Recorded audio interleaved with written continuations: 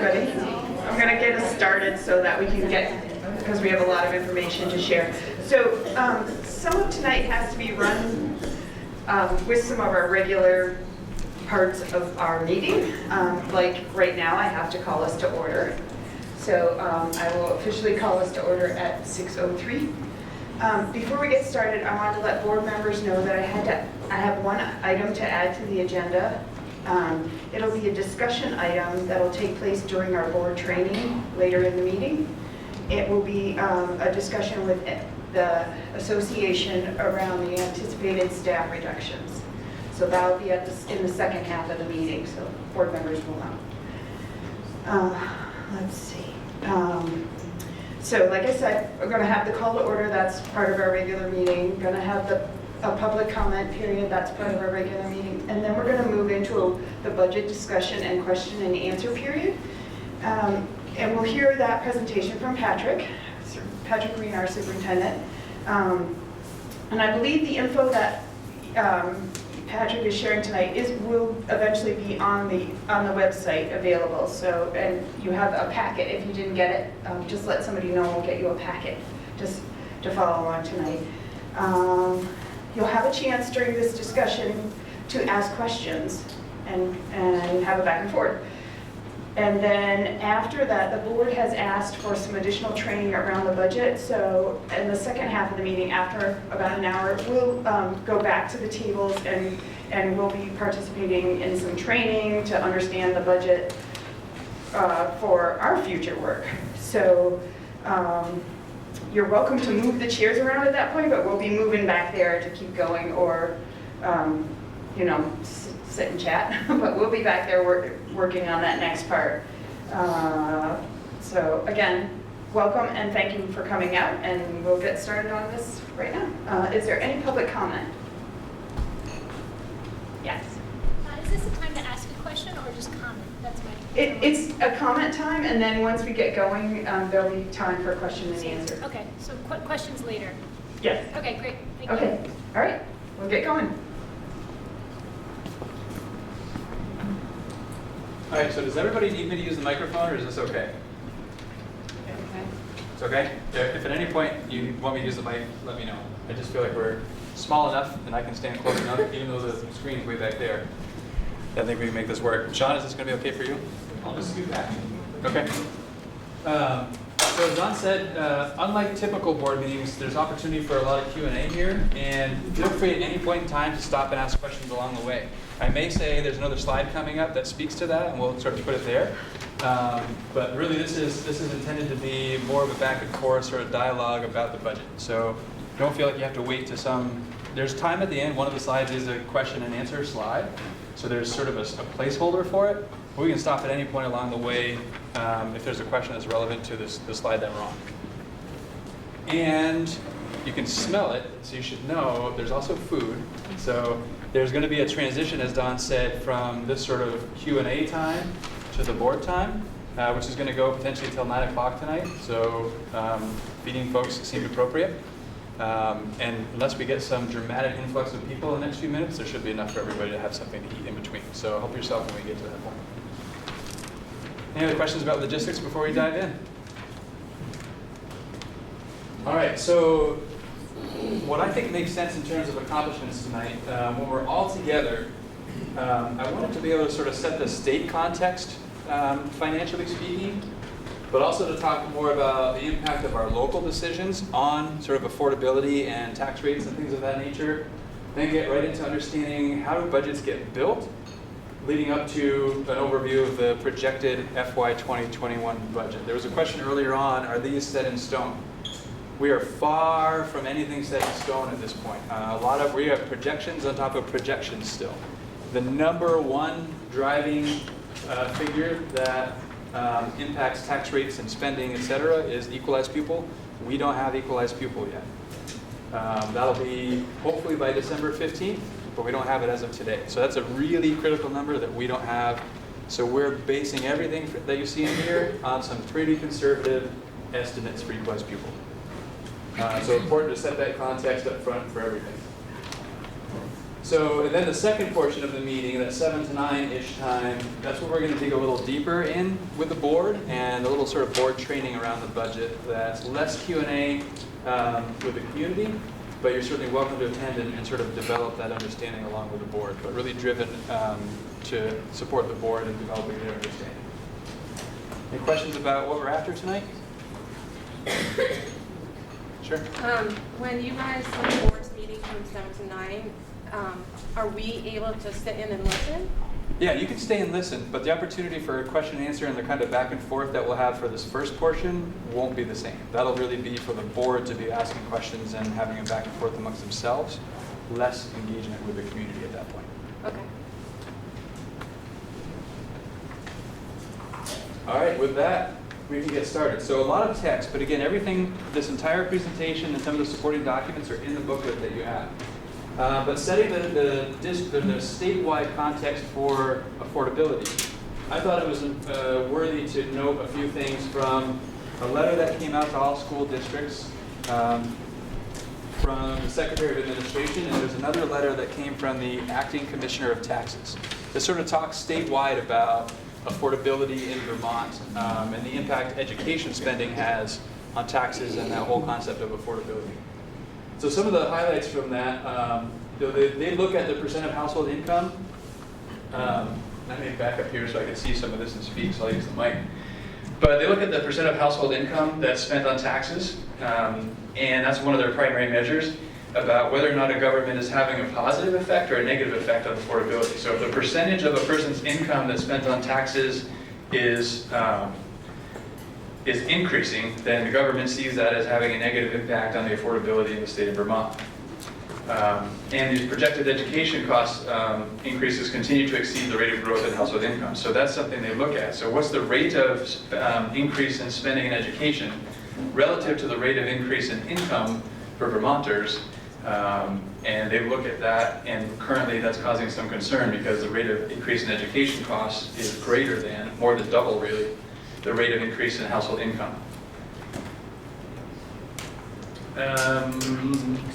And all of that under the context of declining enrollment. While we have these increasing costs, doubling the rate of increase in household income, we have fewer and fewer students every year. I think in the letter it referenced a little under 500 fewer students projected next year than this year in the state. And so one of the big pressures on education spending is for FY21 is the cost of healthcare. In fact, $28 million of the projected $72 million increase in the state of Vermont is healthcare related. Is it 12.9%, I think is the figure we're told to use for projected rate increases on premiums. And actually I just heard today, sounds like the arbitrator, so the current healthcare negotiations is happening statewide. It's been in the arbitrator's hands since I think December 1. And the arbitrator needed to make a ruling by December 15th on these statewide healthcare negotiations. Basically, the arbitrator needed to pick either the board's offer or the union's offer, and sided with the union is what we heard just this evening. So now we're in the process of trying to figure out what are the implications there for us in terms of healthcare. So that's more to come there. Nevertheless, healthcare is still going to be a large portion of what we see annually for increases in education spending. And then again, in this letter from the Secretary of Administration, given the declining student population and declining performance scores, the escalating tax rates simply maintain the status quo of rising costs and growing inequity. Those are some things that we've seen in slides that we've been looking at, the gaps, right? So the inequities that exist for us and the rising costs that we see for us. So we see this local perspective playing, or this statewide perspective playing out locally for us as well.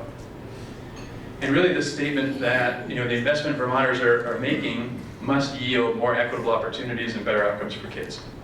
And ultimately that's, if you think about the slides we've seen in other presentations, our challenge is to figure out how to improve outcomes for kids while doing so at a cost that's deemed acceptable by the community. So in a letter from the Commissioner of Taxes, Acting Commissioner of Taxes, again, that idea that education spending is forecast to grow by almost $72 million. E-plus pupil count to decline 427, so not quite the almost 5 that I said earlier. 5.5% increase in the average equalized per pupil spending. We'll get into what we're projecting for the increase for our equalized pupils when we dig into the FY21 projected budget, but that's looking at the statewide average there. And that's nearly double the growth in property values or income. So that relationship is a concern at the state level. And we're going to talk more. There's a great sort of one-pager that's in your packet that sort of shows you how we get from school spending locally to local tax rates. And what that will show you is the relationship between the per pupil spending and tax rates. That's why the cost per equalized pupil is such a driving factor as we build budgets, because it directly relates to your property taxes. And the average bill across the state projected to increase by more than 6%, which has very different property tax impacts. But the important thing being that the locally voted spending is the primary driver in your tax rates. So we have control over what our local tax rates are based on the local decisions that we make. And if the forecast is accurate, the projected increase in taxes would be the largest education property tax rate we've seen in a decade. And there's this sort of light at the end of the tunnel. If districts could restrain budget growth to less than 1.9% per pupil, then we could see flat homestead equalized education tax rates. And we'll talk a bit more about that later as well. So the bigger spending districts, say they spend $22,000 per student, and we do have some that do that. How do their budget passages impact us? Does that come through the yield? Yeah, it's mostly through the yield. So we're still paying for them then too. So how do we rein in their spending? That's where the tax cuts. yeah, so that's the What? tricky part. Tax cuts.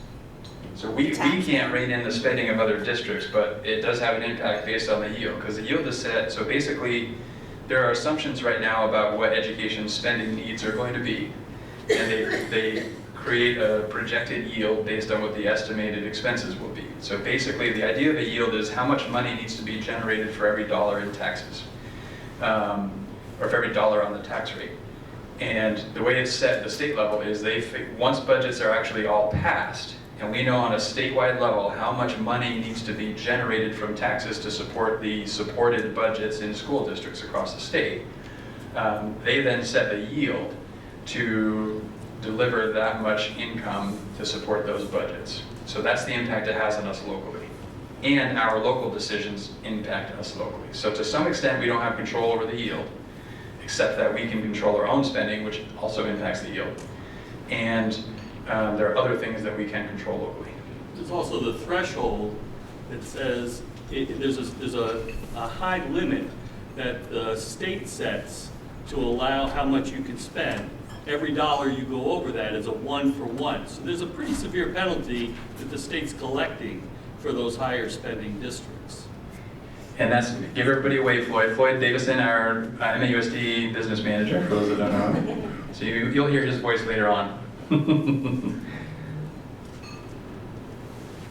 Yeah. I also had heard, I don't know if you had, that part of the 5.53% was bonds and very expensive bonds that had been passed around the state that was affecting that percentage versus just per pupil spending. Could we have people use the mic? That's what I was going to. No, that's okay. I just want to hear you saying some important stuff.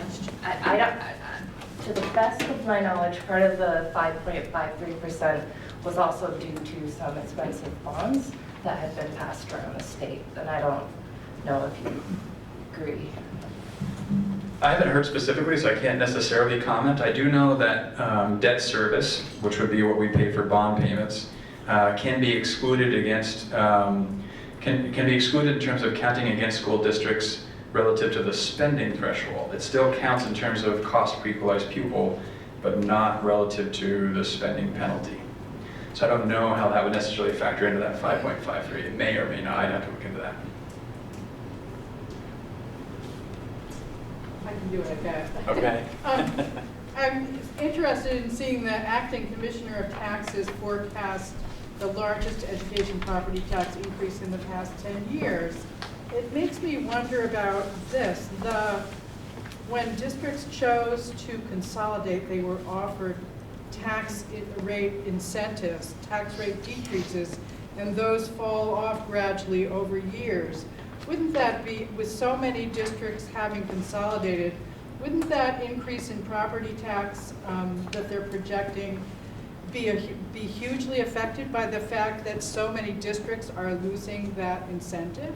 It could be. So the incentive that Nancy is talking about is, so the districts that consolidated under Act 46 in the earliest that they could received a 10-cent tax break for that first year that they built the budget.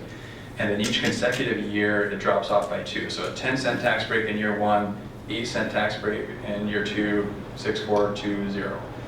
And then if you entered into the consolidation at a later date, you started at wherever everyone would be. So we entered in the second possible year we could have. So we started at an 8-cent tax break, went to 6, and in the budget we're talking about now for FY21, it's a 4-cent. So effectively, it's a tax break. But when your tax break last year was better than your tax break this year, it has a negative impact on your budget compared to the prior year. So that's a 2-cent change in the tax rate because of that, which probably does have some impact on what's happening with that tax rate. I don't think I need that. That's, Yeah, Use it. People are behind you. They can't hear you.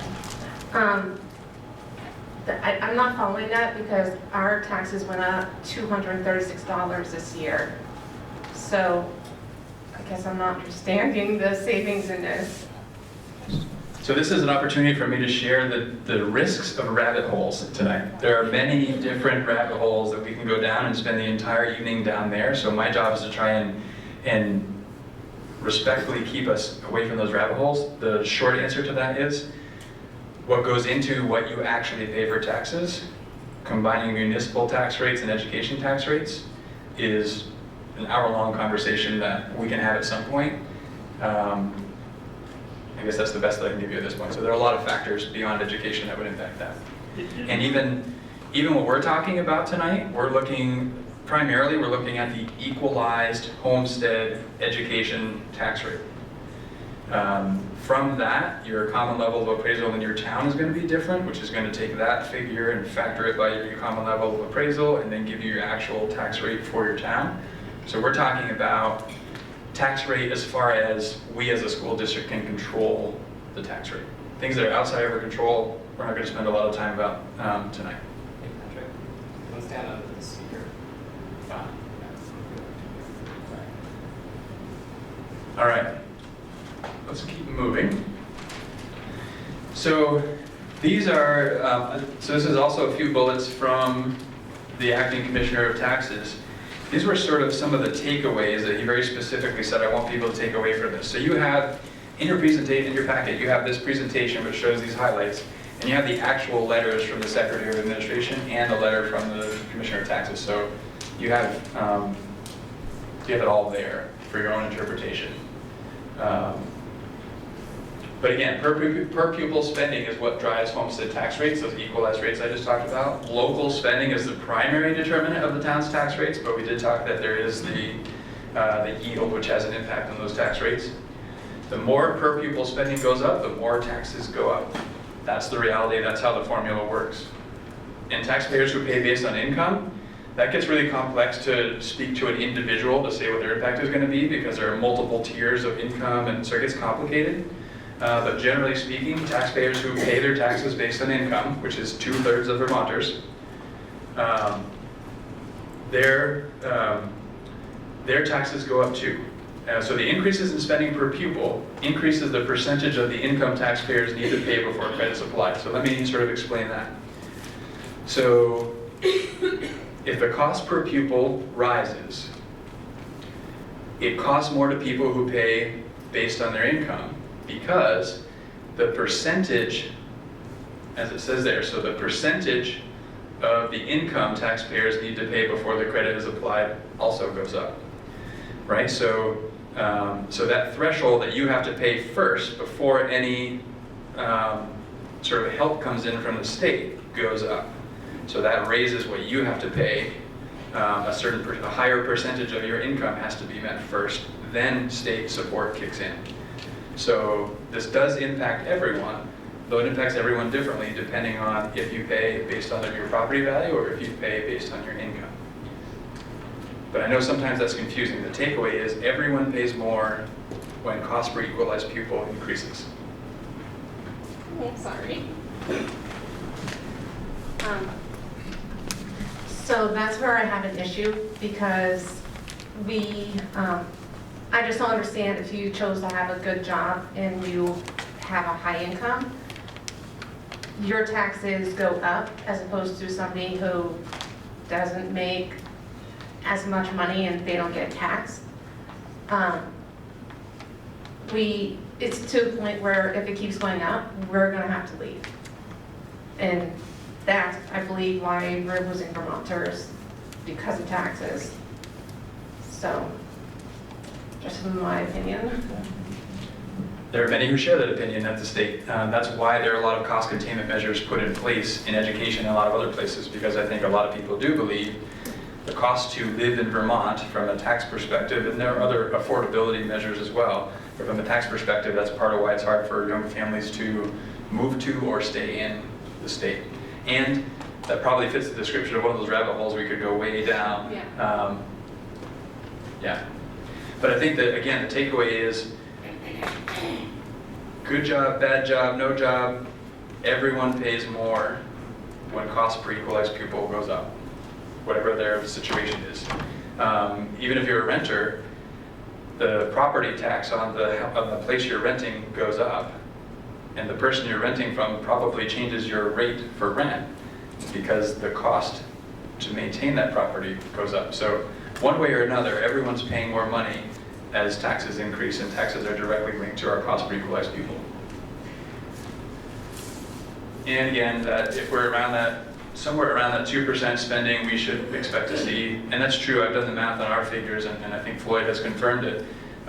If our cost per equalized pupil goes up 2%, our equalized homestead education tax rate stays flat. Obviously, there are other factors that will drive taxes in different directions, but from our perspective of control, we would be, we'd stay flat. I have no expectation that you can see this from where you're sitting, but it's in your packet. So I would point to this page in your packet. I don't know what page number it would be. I don't even know if there's page numbers in the packet. But you're going to see actually several of these. I think it'll be toward the back is where you'll see one for each town. So you can pick whatever town you want. Maybe it's the town you live in. Maybe you want to fantasize about living in a different town. Either way is fine with me. But I want to just sort of walk you through this exercise, and you can look at whatever real numbers you want through this document. I'm going to come close to the screen so I can see it. So this one page, super simple thing that, in all fairness, we stole from another district, does a really nice job of explaining how we go from spending in education, overall expenses, down to your tax rates. So you can see, so Bristol is what's on the screen here. So the very top shows the estimated, and you're going to see estimated basically everywhere, because that's the stage of the game we're in. Estimated expenses for MAUSD, a little over $31,500,000 for next year.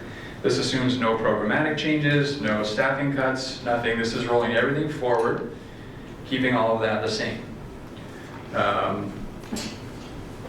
I'll actually take that back. This represents meeting the budget target of basically at the spending limit that's allowed. So this is basically the most we can anticipate being allowed to spend before we're penalized with that dollar for dollar tax that Floyd talked about. So that would put us at $31,507,644. So we take that expenditure, we subtract out what we anticipate for revenue. So these are streams of money that come to the district through grants, etc. The difference equals our education spending. That's really the key figure. Because the education spending is what we then divide amongst our equalized pupil. And you can see then here, divided by equalized pupil, gives us projected in MAUSD. So we have a projected equalized pupil of 1,439.32. Equalized pupil may sound like a funny name, funny title, so let me give you just a brief explanation of what that is. There's a recognition that it costs a different amount to educate different kids. Different kids have different needs, require different supports, equates to different costs. And an effort to try and balance that, to acknowledge that cost, is the application of weights. So it's recognized that a student that's on an IEP needs more support, therefore incurs additional cost. Therefore, a student on an IEP is weighted more heavily than a student who's not on an IEP. Similarly, students who qualify for free and reduced lunch, students who speak English as a second language. Elementary students are weighted less heavily than secondary students. So there's a whole complicated formula of weighting different students, trying to consider their needs, that produce this equalized pupil, an attempt to try to sort of level the playing field in terms of acknowledging the different costs for educating different students. So when it says equalized pupil 1439.32, we don't have 0.32 little kids running around. That's that formula that produces this number. So when we take education spending, divide it by our equalized pupil, that gives us our cost per equalized pupil. Projected right now at $18,737.50. Spending threshold, I think, is $18,738. Is that right? 756. 756. Got a little cushion. Okay, a little cushion in there. So that's our cost per equalized pupil. I want to stop there, because then it gets complicated.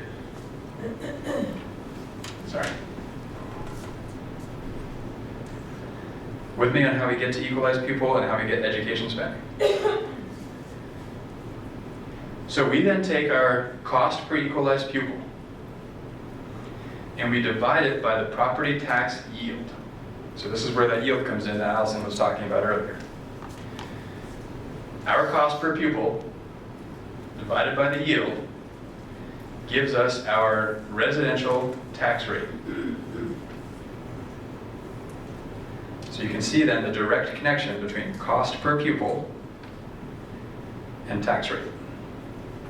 Higher cost per pupil equals larger tax rate. Then you would take your tax rate and you would divide it by your CLA, your common level of appraisal. So this is another attempt to equal the playing field. So you're probably familiar with town assessments, right? So every so many years a town hires a company to come in and assess the value of homes in your town. The ideal is 100%. What that means, 100% common level of appraisal means what the town has your home assessed at is the value of your home on the fair market. A common level of appraisal over 100% means the town actually has your home assessed at a greater value than what it would fetch on the fair market. A common level of appraisal then under 100% means the town has your home assessed at a value less than what it might fetch on the fair market. So this common level of appraisal is an attempt to try and be fair about what your tax rate is based on how close the town has your home assessed to what it ought to be assessed at on the fair market. So towns that have a common level of appraisal over 100% see a positive impact on their tax rate because basically the town has your home assessed at too high of a value. So you get a little bit of a break on your tax rate because the value of your home's higher than it ought to be. So when you take your residential tax rate, divide it by your common level of appraisal, that gives you your actual residential tax rate. So we obviously, as a school district, have no control over what the town has your home assessed at for a value. So we don't have control at that point. Where we have control is, what is your equalized residential tax rate before CLA is applied? Our spending per student directly impacts that, and we have control over what we spend on students. And then there's a non-residential rate. So basically, if you don't live in the home that you're paying taxes on as your primary home, then you pay a different rate as a non-residential. You don't have to live out of state. It can be a second home even if you live in a state that you don't live in as your primary residence. That's why you have to declare a homestead on your taxes, so you can pick which house is your homestead.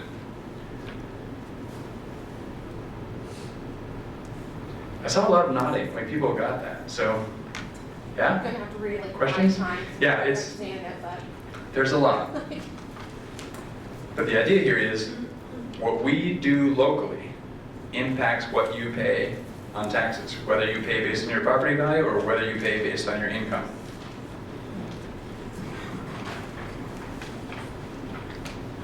Nancy? Well, I just want to say, although the school district has no control over a town's common level of appraisal, people who live in the town really do. And a common level of appraisal, the farther it gets from 100%, the farther it gets lower than 100%, it can really affect your tax rate dramatically. So if your CLA in the town you live in is less than, say, 98%, you can start working on the select board to talk to them about having a reappraisal done, because it makes a huge difference on the education tax rate. And we have historically seen common levels of appraisal at like mid-80s, 86%. Has a At tremendous 85 impact. At 85, a town is required to do a reappraisal, but even higher than that, it can make a difference if you do it. Christine? I just wanted to know what yield is. Maybe nobody else needs to know that. So the yield is, so that's we talked a little bit about that earlier when Allison raised the question. The yield is set by the state after they know how much money they need to raise through taxes to support all of the past budgets.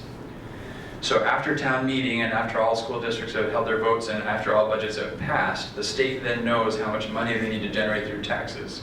And they then set the yield, which basically says for every dollar in the tax rate, it has to raise this much money.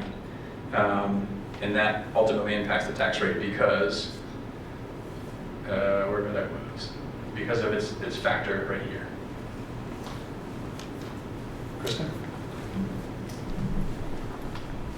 So does that mean that what we pass in our budget and we think is the increase will change when we actually get our tax bill after the yield's calculated? And if it does change, how much of a swing are we usually talking about?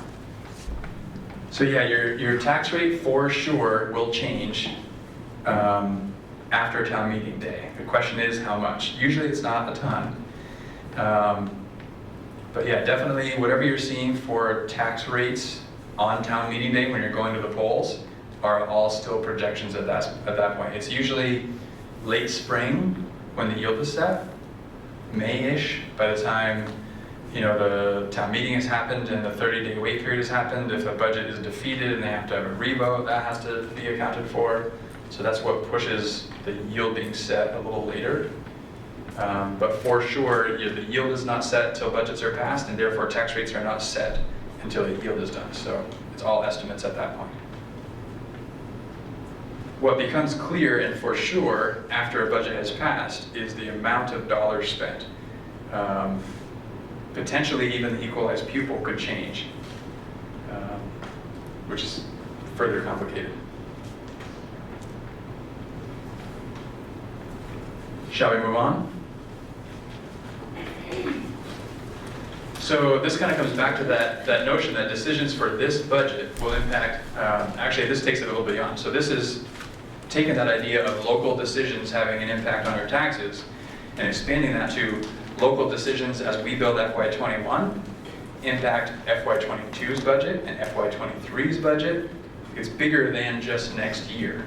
And as we think back to other forums we've had in talking about our projected financial realities, we know there's some really challenging times ahead. So any decisions we can make now that help us in the future certainly are beneficial. So as I mentioned, we are using really conservative numbers for equalized pupil projections, and there are pros and cons to that. From a budgeting standpoint, it's best to take conservative approaches. That does sometimes mean you are preparing for, I don't like to use the term worst case scenario, but worse than perhaps you're going to see scenario. There's always a worst case scenario out there. But projecting conservatively means we're planning to take action that might be more significant than we have to take. But it's easier to kind of dial back with good news than it is to have to go the other direction if the news is worse than we're projecting. So we do take conservative projections. If we do see more favorable equalized pupil numbers, there's actually a chance that we see level equalized pupils. Possibly even a tiny uptick of 1 or 2. The reason we expect to see that, potentially, I don't know if we expect it, the reason we could see that is we have a higher percentage of 3 and 4-year-olds participating in pre-K programs that are eligible for state funds for the 10 hours a week. Students that enroll in pre-K programs that are eligible for that funding, we get to count 0.46 equalized pupil for each one of them. So even if we have the same number of pre-K kids, if a higher percentage of 3 and 4-year-olds are in these programs that get this funding, we get to count more equalized pupil, which can show us this sort of bump. So one could argue the same number or a slight uptick in equalized pupil means enrollment is plateauing. I would argue it does not mean that. It means, we think, a higher percentage of our pre-K kids are in these programs. Not that there are more pre-K kids about to enter our school district. So that sort of that can be confusing and hard to understand. But that's, if we see higher numbers than we're projecting, that's why we think we're going to see those higher numbers. It doesn't mean the conversations about facilities and our future realities are now gone and we don't have to have those conversations anymore. Those are still true. So that brings to that next bullet. Declining enrollment is a reality. We have multiple decades of consistent declining enrollment. It's happening, it's real. And I hope it stops soon, but I have no evidence to suggest that it's going to stop soon, meaning the next 3 or 4 years.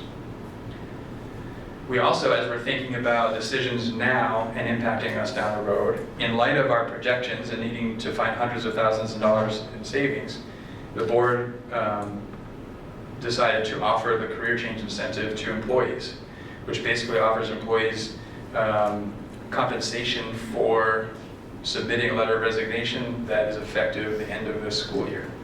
So there's a cost associated in offering that benefit. So if we do find ourselves in a position where we have more favorable equalized pupil and may not be in a position to have to cut to hit the spending target, it may still be prudent to make reductions, at least taking advantage of the attrition we just paid money to get, if that makes sense. And again, decisions we make this year, whether they're necessary or not, benefit us in future years. So it seems to still be the prudent thing to, at the bare minimum, take advantage of attrition that we've paid money to create to benefit us next year and years beyond. And that's exactly what I just said from those last 2 bullets. Questions there? Are we looking at the current decisions that have been, I mean, we've gone through this cycle of major cuts and rifts over at least the decade that I've lived here. Are we looking at also, like, I appreciate the bigger picture, and so we don't have to do this every single year, but a classroom was eliminated from every school, every elementary school. Are we looking at the kids and the direct impact on their learning as we move forward, and we're thinking, I know that consolidation and reconfiguration, but that's not next year. What is the direct impact on students next year from the changes that have been put in place over the past couple budget seasons, and potentially even more rifts happening in the schools? Is that there, and is there feedback that's come from those rifts, and class sizes are getting big and all of that? I'm just curious where that discussion is. So there's a lot there. And I guess what I want to start with is, for me, absolutely, every decision, the number one driving factor is outcomes for kids. Not that there isn't disagreement at times at what we think are the best decisions to generate those outcomes for kids, and I feel like those are really healthy discussions when we're talking about, I think this is best for kids, no, I think this is best for kids. Great conversations, and great when those are divergent thinking, because that brings us to a better place. So under that, yes, every single decision we have made and we are contemplating making first and foremost, not even a close second. Number one is taking care of kids. And we do receive lots of different feedback in lots of different ways about some of the work that we're doing in creating the system, and there are mixed reviews about that. From my perspective, programmatically, as we're building a multi-tier system of supports, we put some critical things in place that we need to kind of hang on to. In fact, we did send out a survey to all faculty and staff recently, trying to identify, as input to this budget building process, what are the strengths? Like we can, as we look at hundreds of thousands of dollars in reductions, we can take a deficit view of this and figure out, go right to what can we cut? Or we can start with what's really strong, what do we need to support, what do we need to maintain? And with that driving us, what then are some decisions we have to make to hit a budget target? That's the approach we've taken, that's the feedback we've sought. What are the strengths? What do we need to support and grow as we face these challenging times? So that's some of the feedback we're getting. A lot of anecdotal feedback. There have been other surveys historically. So we're taking all that into consideration. And it doesn't mean everybody agrees. We're definitely not there. I'm fortunate in that I'm not involved in decisions everyone agrees with. Somebody else makes those decisions. But what does drive every decision is outcomes for kids. Yeah, I think I want to bounce off of that, which is, I think the big picture is really important. Can you use a mic? I'm sorry. Sure. I just want to bounce off of that, which is I think the big picture is really important, and a lot of people put into getting this information, but my worry is we have like a counting clock. We have like 20 minutes to go, and I feel like I'm ready to go down right now and be specific, so I'm going to throw out a really specific question, which is comment and then a couple questions, which is, I have no doubt that everyone's here and you're here and the board's here for students. Like, we wouldn't come out on a cold, wet night, so that's a given, but how we really make that happen in action is really up for debate right now. And so specifically, I've heard a lot of conversations about equity, and my concern is equity to me is about social justice and making sure everyone has a really vibrant way to come forward, and I'm worried that we're using equity and the word same in the same way. So I don't think equity in our district is about everyone having the same exact education support systems across our elementary schools or even in our classrooms. So specifically, I wonder, I know that we've implemented instructors and coaches for social emotional support and instruction. And there's really mixed reviews. And I would say some elementary schools are really saying that was an awful decision, and we've taken a position out of our school, someone who's a direct service, and that we're paying lots of money for a person to be there, and they're not even working with their kids directly. And that's a problem to me. I can't speak for the whole district, but I know that's really a system that's not working, and I don't want to keep putting money in for 3 or 4 more years to see where it goes. I think that's a mistake during these hard times. So I wonder, how much money are we spending on all those positions for salaries and benefits?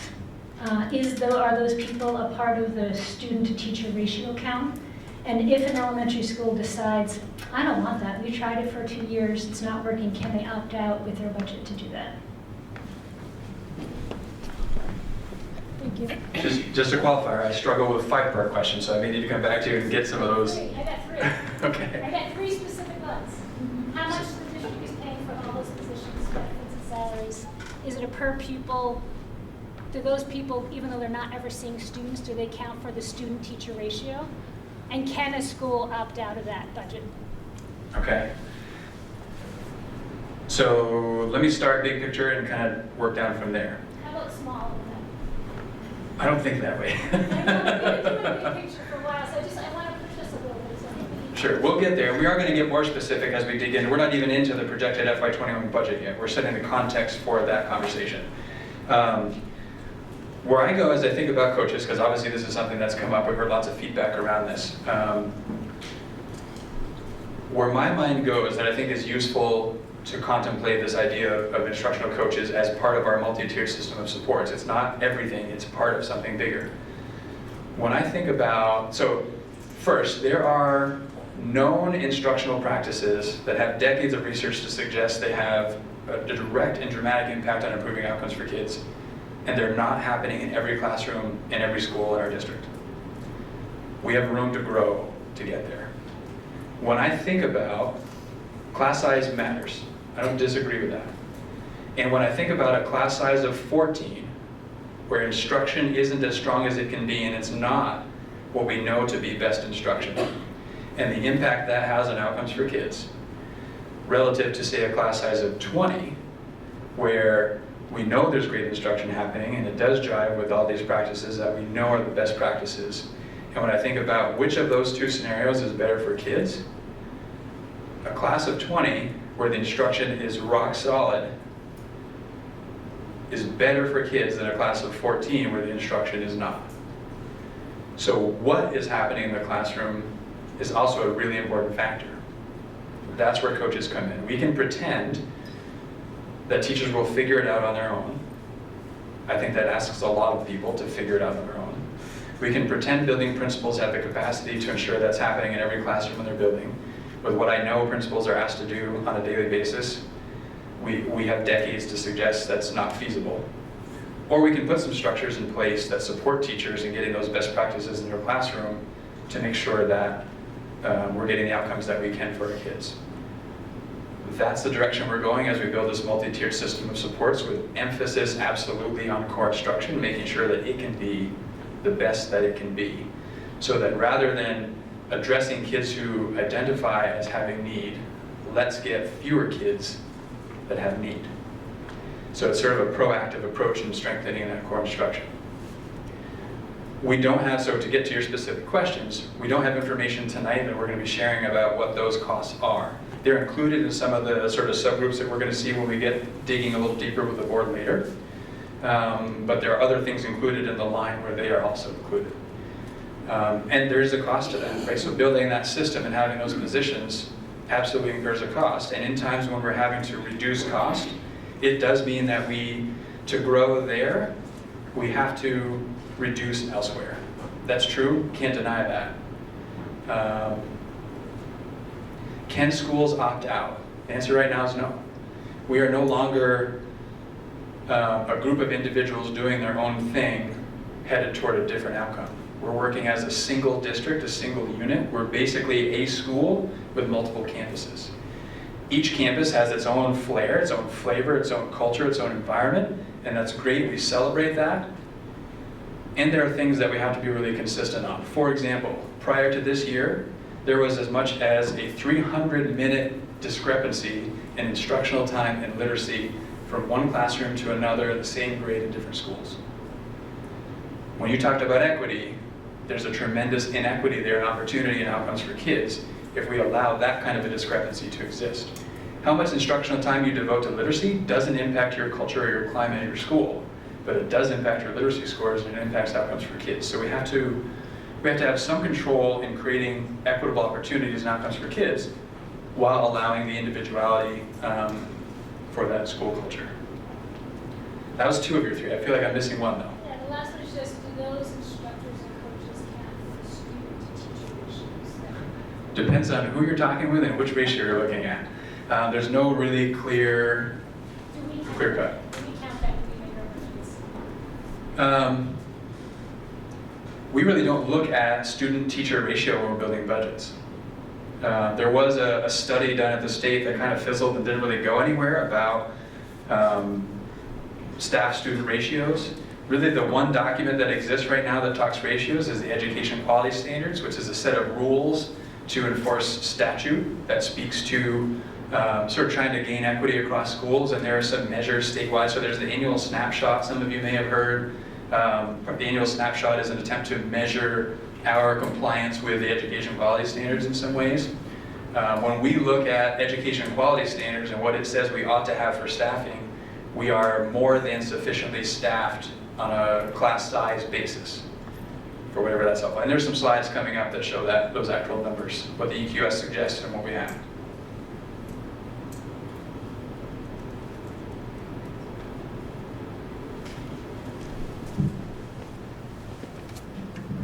Piggybacking off what she's saying with the instructors, my concern is, are they specialized in what they're doing, like math, literacy? Because my daughters have received the specialized instruction and they don't know my daughter's personally.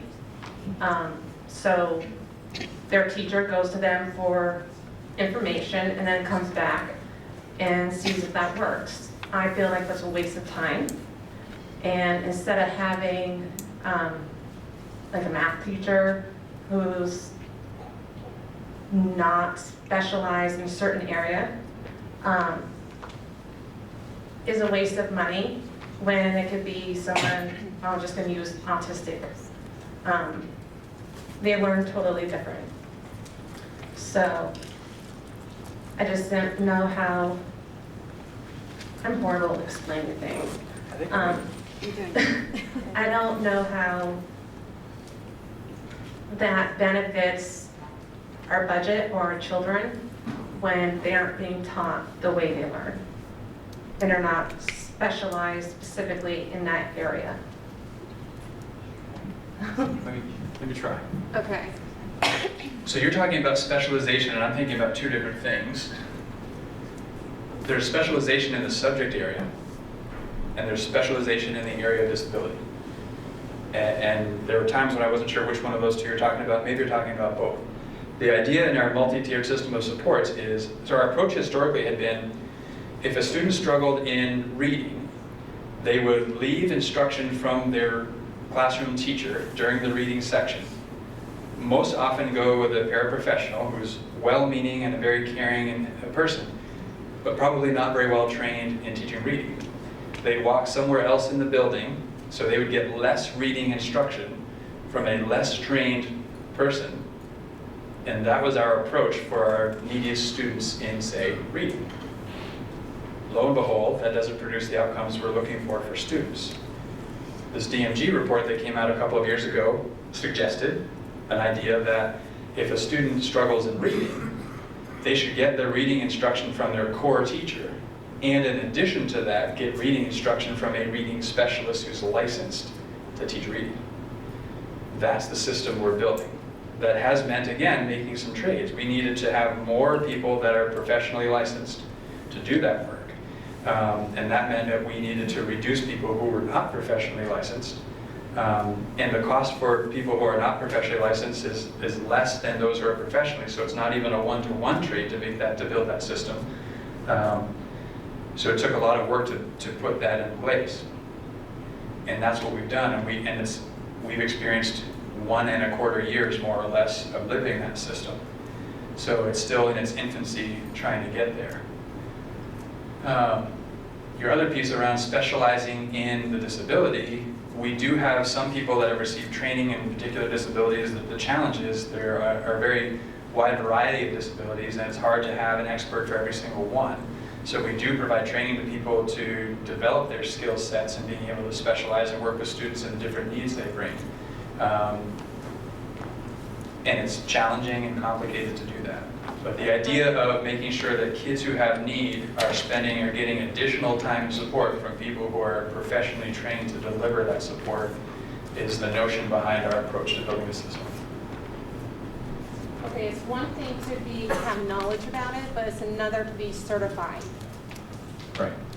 So are they being certified? I'm not aware if there's a certification for a specific disability. And this may be one of those other rabbit holes that I want to be careful not to go too deep in. But the idea is that we have people who are specialists working with kids who have a need in their area of specialty. And I would say that's true whether it's a disability or if it's a need academically, the subject area. And we can do that. Nothing's foolproof and we have to work on everything, but that's our effort as we think about interventionists. And special educators, in my opinion, are interventionists. They have specialty training that we utilize with students that struggle. All right, we haven't even started to actually dig into the proposed FY21 yet, and our 1 hour is nearly up, so I'm going to keep us moving. This is simply, so these figures have already changed, and they're going to change I don't know how many times as we move forward. This is simply a reminder of our financial realities that we were looking at in prior community engagements as we look ahead. We do need to find substantial savings in the next few years to avoid going over the spending threshold. That is a reality. This is an attempt to try and quantify that reality. I want to talk a little bit about how the budget actually gets built before we get into the budget you're going to see that is the projected budget. So in October, so this happened for us this past October, and it happens every October, the finance team starts making estimates. Estimates on expenditures, revenue, education spending, equalized pupils, spending per equalized pupil, yield, equalized tax rate, CLA, residential tax rate. Everything is an assumption. We have assumptions multiplied by assumptions, and that's how we have to start the process. Based on those assumptions and the broad strokes that we're starting to get a sense of, the admin team reviews those estimates, starts considering, all right, what would the implications be given these estimates on top of estimates? The board, hearing these estimates on top of estimates, sets a budget target, and they typically set that budget target as a % increase per equalized pupil. We now know why that is, because that's the direct contributing factor to your tax rate. And then the MAUSD board also in October has to decide if they're going to offer the career change. Generally speaking, when we anticipate the need for lots and lots of reduction, we also anticipate needing to reduce staff to achieve those funds. When we anticipate reducing staff, we want to think about how can we create attrition in the least painful way to get us ultimately where we need to be financially. That's the linkage to the career change incentive. In November, the finance team updates those projections as we get information from the state. We then, as an admin team, continue to consider the implications and adjust our thinking based on the adjusted projections. That's when we begin thinking about what input do we want to collect from staff as we consider all of this. The board gets those updates at their November meeting, and the board's thinking about what's our community engagement plan around this budget. That's what brought us here tonight. In December, we get more updates based on more information we get from the state. Admin team reviews the staff input, community values, considers system needs, and we begin to build that plan for how we're going to meet the budget target. Board receives updates. Board hears some about what the actions needed to meet the budget target and the resulting impact on students. I'm hopeful that for the December 17th meeting, we can talk more about that because we'll have equalized pupil numbers and we can get a little more real. It's December 10th and we don't have it, so I don't know for sure that that will be true. Then the MAUSD board in December hosts budget community engagement, which is why we're here tonight. In January, the finance team updates those projections as information is received. And these get to be, we're still using some projections even when the board adopts a budget, right? So we talked before about we don't know what the yield is yet, so we're making assumptions about what the tax rate is going to be. We may not actually have finalized equalized pupil counts by the time the board has to adopt a budget. So that may still be something that's slightly in flux. It usually doesn't change by more than 1 or 2. But when we're talking about almost 20,000 per equalized pupil, that can have a significant impact. The admin team finalizes that plan to meet the budget target. And I want to be clear about that too. I assume full responsibility for decisions on how to meet the budget target. Staffing decisions, programmatic decisions, etc. I work really closely with the admin team to talk through various implications and systems needs and what we need to support, etc. And we use staff input to drive that thinking. Ultimately, it's my decision that I hold responsibility for. So the MAUSD board hosts another budget community engagement. Here's those updates and on the actions that would be needed to hit that target. And by the end of January, they have to adopt a budget. There's usually about a 3-day window, 3 or 4-day window post-board meeting in January before we have to warn the ballot for voting. So it's a pretty tight turnaround. So January meeting is sort of a drop-dead date for the board to adopt a budget. That was a really quick overview of how we build budgets. You can see it's messy. We start with lots of predictions, and the predictions get dialed in slowly over time for the most part, leading up to a board adopting.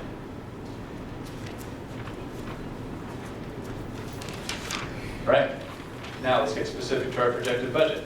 Here's our challenge. We talked about this before. How can we improve outcomes for our students at a cost deemed acceptable by our community? These are our community values in the order that they were prioritized on November 20th.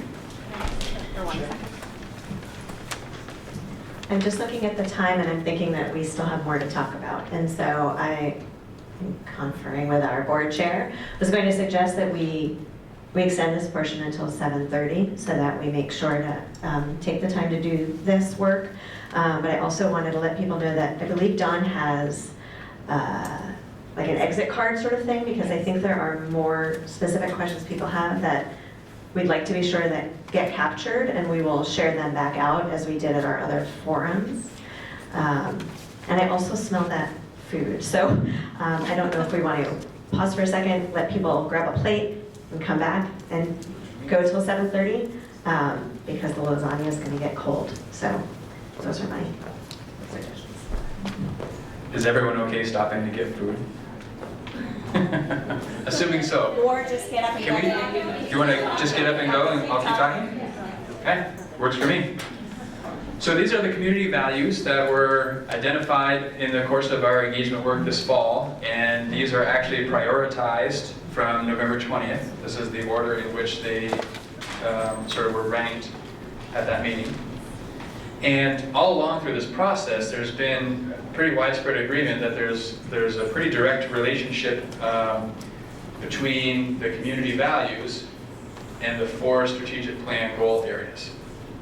So as we've been sort of working through, as we speak to things that address the strategic plan, we feel pretty confident that also addresses community values and vice versa.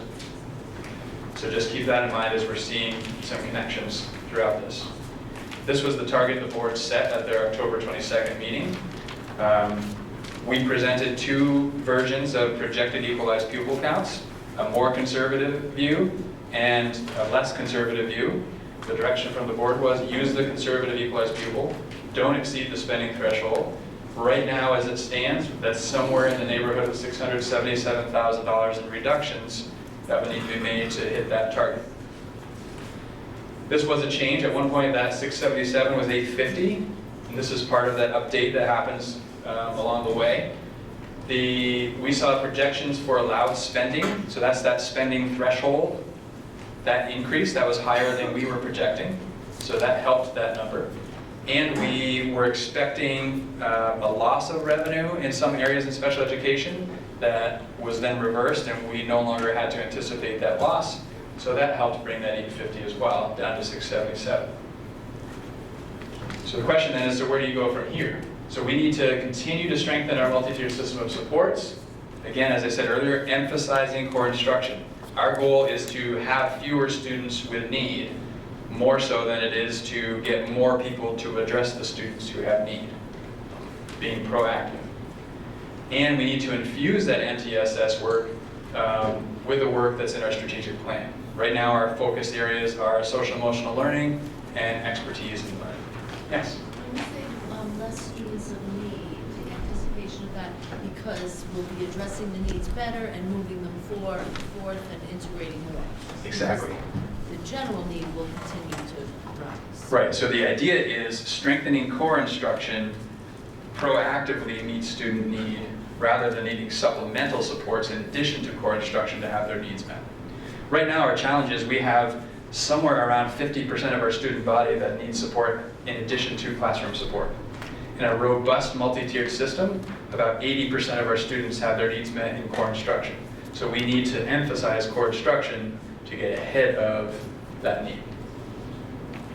We will never be able to build a system of supports that meets all students' needs if we have 50% of our students needing supports outside of the classroom. The number of people that takes exceeds what we can provide. Our approach has been to flood the system with people to support those needs. And the only way we can afford to flood the system with people to address those needs is to hire untrained paraprofessionals, which hasn't produced the results that we want to see. So we're trying to get ahead of it proactively in the classroom core instruction and really be intentional and targeted with our supports outside of the core instruction. So to find that 677,000, if it was coming exclusively from personnel, that equates to about 5.8 administrators or 8.5 professional educators or 15 support staff. It's not a combination of these. It would be some sort of mix and match, but if we tried to find 677 from just administrators, it would be 5.8. Just professional educators, 8.5. Just paraprofessionals, 15.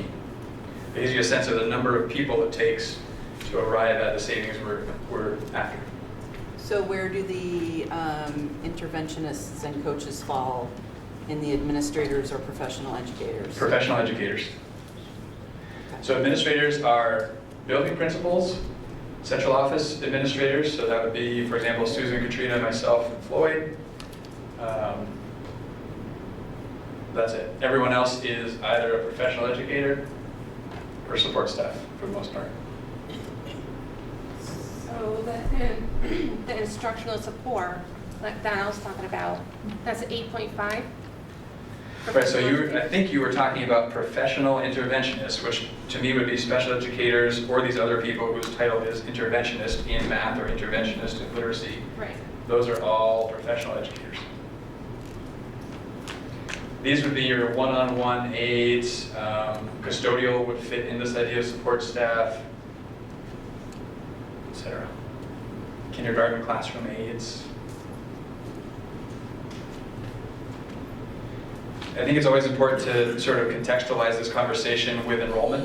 This is our enrollment figures for the last several years and projecting out a few. The orange shows, this is for MAUSD, so the orange shows historically what our lowest enrollment has been. Red shows what our lowest enrollment is within this projection window. So we have not yet seen our lowest enrollment, we don't think. For example, current high school senior class is 115, was it Shannon you said earlier? Senior class, Yeah, the sophomore class is around that as well. Okay, and incoming kindergartens are closer to 90, right? So if you look at it from sort of who's coming in and who's leaving, that's a shift toward declined enrollment. Patrick, when you do the projections for enrollment, are you counting the babies, we used to in Start to Crusade, the babies on the ground? I mean, how do you do the projections? So there are a number of ways to do projections. They all have ranging accuracies and thoughts behind them. I'm looking at a multi-year average of incoming kindergarten and what we're projecting for exiting seniors and looking at that delta on our system. So we're not doing a census in each town of the kids who have arrived? Correct, not for these figures. We're in conversations with our pre-K coordinator who has some sense of 3 and 4-year-olds in the district, so that's a little more immediate what we might see. And those are pretty consistent with what we're seeing on average, looking at a 3 or 4 year average kindergarten class size. That's becoming the norm. Yeah. Do you find equalized pupils follows pretty closely?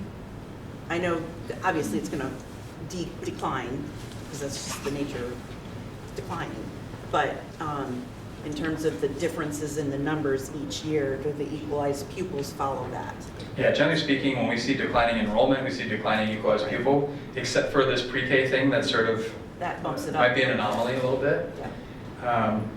Because it might Yeah. help to see the equalized pupil number, how that might, and then that's a bunch of assumptions, obviously, for the future, to see how that's falling, so that we have an idea of how that number really impacts our budget. Because enrollment doesn't play into the budget.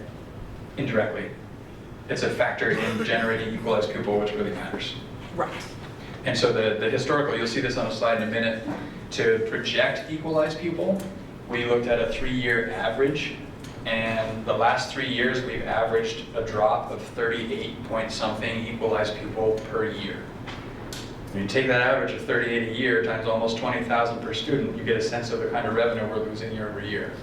So in a year when we make no reductions, which we'll see here, no reductions in staffing means potentially close to $2 million in increased spending.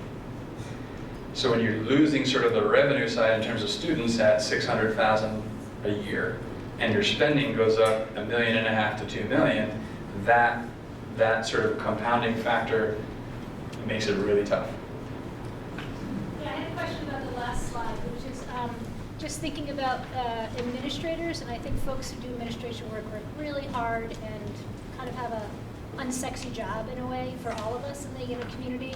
But I also wonder, when we unified our district, there was lots of talk of we're going to save money because we're not going to have so much administration, or there's going to be this process of this is hard to do, but we're going to save money in these ways. And I wonder how we've saved with administrators since unification.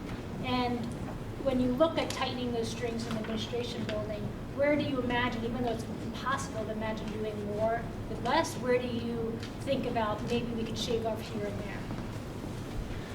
I mean, those are conversations that are ongoing and in some ways we've had in the past and will need to continue as we move forward.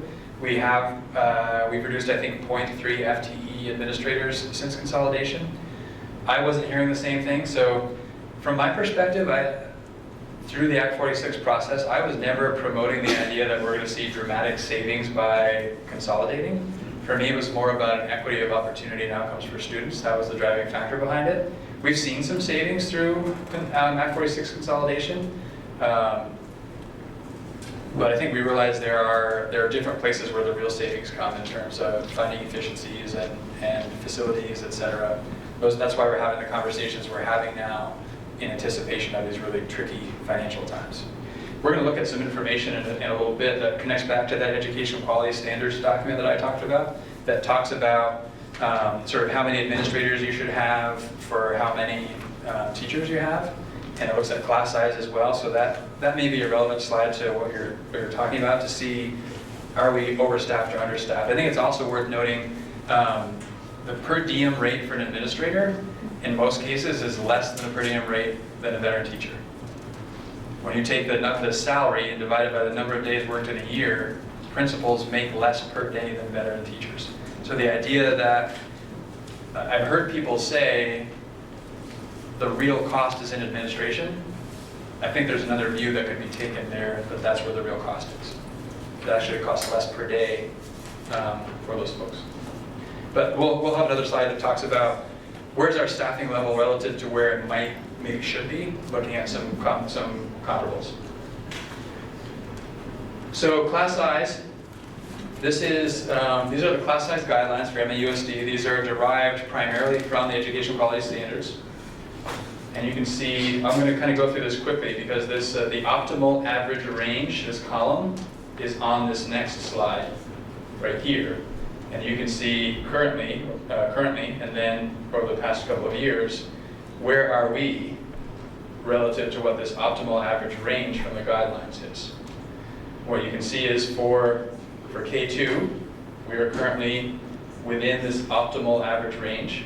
And again, this is average across all schools. There are different places that have different experiences, but the way this is calculated to be consistent with education quality standards is the average.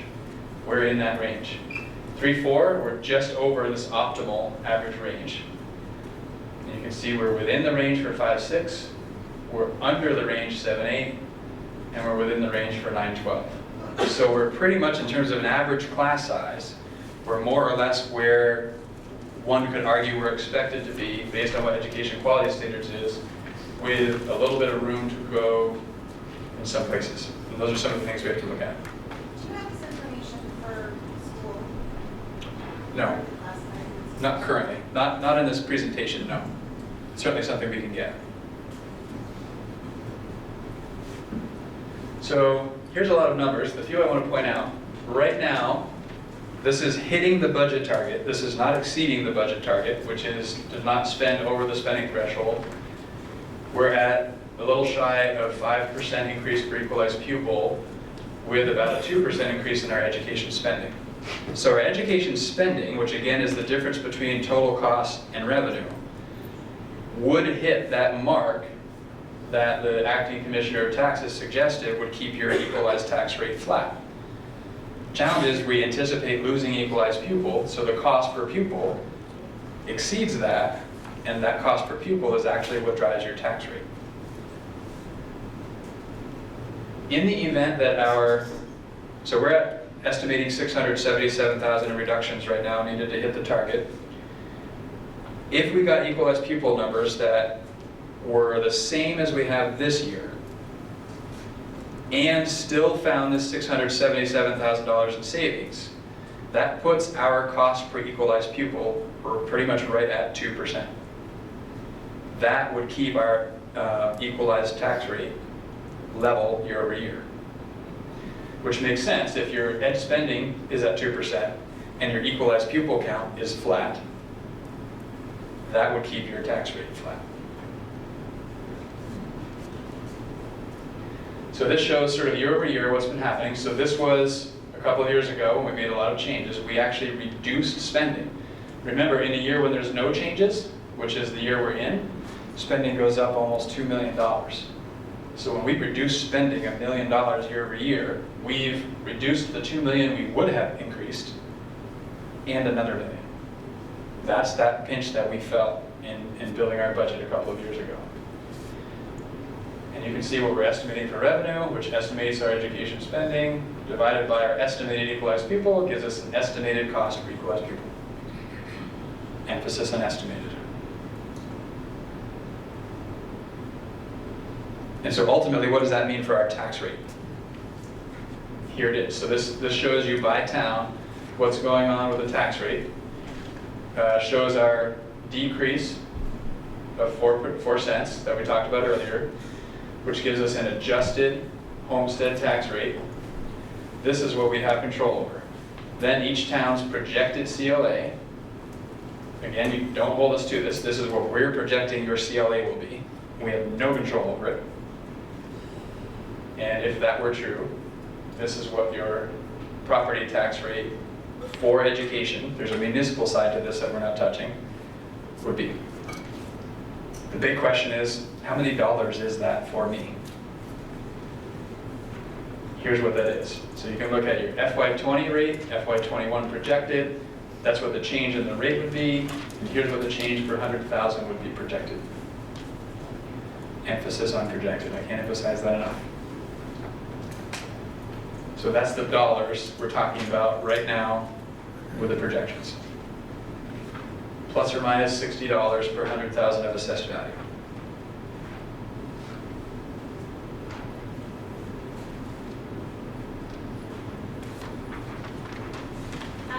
Looking at that optimal, sorry, still stuck on those optimal class sizes. What are we doing? I know that obviously reconfiguration, closing schools, all of that's on the table for discussion in leading years, but that's 2022 and beyond. What are we doing for students right now that are in class sizes well above the optimal average range? And projections for next year, there are class sizes that are even well above where they're at right now, projected for next year. What are we doing for that and about that? I mean, average, yeah, we fit in the norm, but individually we don't. And so how are we keeping kids at the optimum learning experience in that? The trick is there isn't a single statement I can say that applies to the various situations that you're describing, because it's different things in different places because they're different circumstances. The reality is what we're trying to do is figure out in the places, which there are few, but they do exist, that are above what we're talking about here, because this is an average, because there are places that are below. We're actually trying some pretty creative things and thinking about how do we deliver instruction with because some of it's the number of kids, and that's the size we're talking about. Some of it's the combination of the grades, right? So the K1 looks different than a 1-2 or a 2-3 or a 3-4 when we're talking about a combination. So we're talking through, and K1 literacy looks different than K1 math. So right now there's a lot of work happening to support teachers instructionally through those challenges, both in terms of numbers and organizing with centers, et cetera, but also instructionally in terms of how do we deliver math instruction to the K1 combined class in a creative way. So coaches are very active in these places you're talking about to help with the instruction that's happening there. And in some cases, coaches are delivering direct instruction to support that and kind of bridge that gap. Because we are in this challenging place of trying to build a system that gets us to a proactive place, while our system isn't fully operational yet in doing so. So we're in this sort of transition time that's tricky, that we're trying to navigate and use staffing flexibly to meet those needs that you're talking about. So that's a pretty high level what we're trying to do, but I think that's the sort of best response right now that I can give.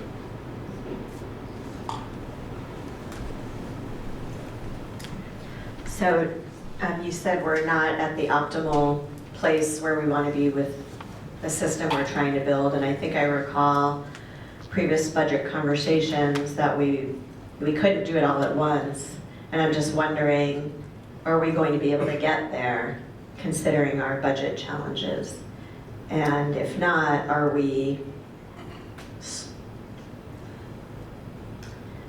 kids less served with a half-functional new system versus an old system that was, you know, fully formed? I do feel kids are better served in our current system, and our system will continue to get better. I don't know that we need, with the exception potentially around social emotional learning, I don't feel we need more instructional coaches or necessarily even more interventionists in building our system. SEL probably is the area we have more room to grow from a personnel standpoint, which is tricky to do in times of challenging budgets. I think more than anything what our system needs is time to continue to refine and get better, right? So organizational change theory says 5 to 7 years before you can start seeing the impact of the changes that you're making. We're at 1.25 years right now. So that's what leads me to believe, and just seeing the way our system's operating now with the structures that we put in place and building this multi-tiered system of supports is way better than it was this time last year. And I have every reason to believe it'll be better this time next year than it is right now. So we will continue to get better at having our system work as effectively as it can be with the structures that are now in place. And I do believe today it's better for kids than it was 2 years ago. And 5 years from now, it's going to be better for kids than it is now. And we need that time to grow that system and keep supporting it.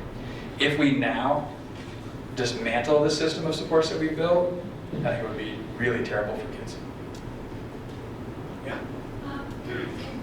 I was thinking about this idea of when do we stay with a project and when do we let go, and I don't pretend to know that, but I feel like part of that is having an honest feedback loop.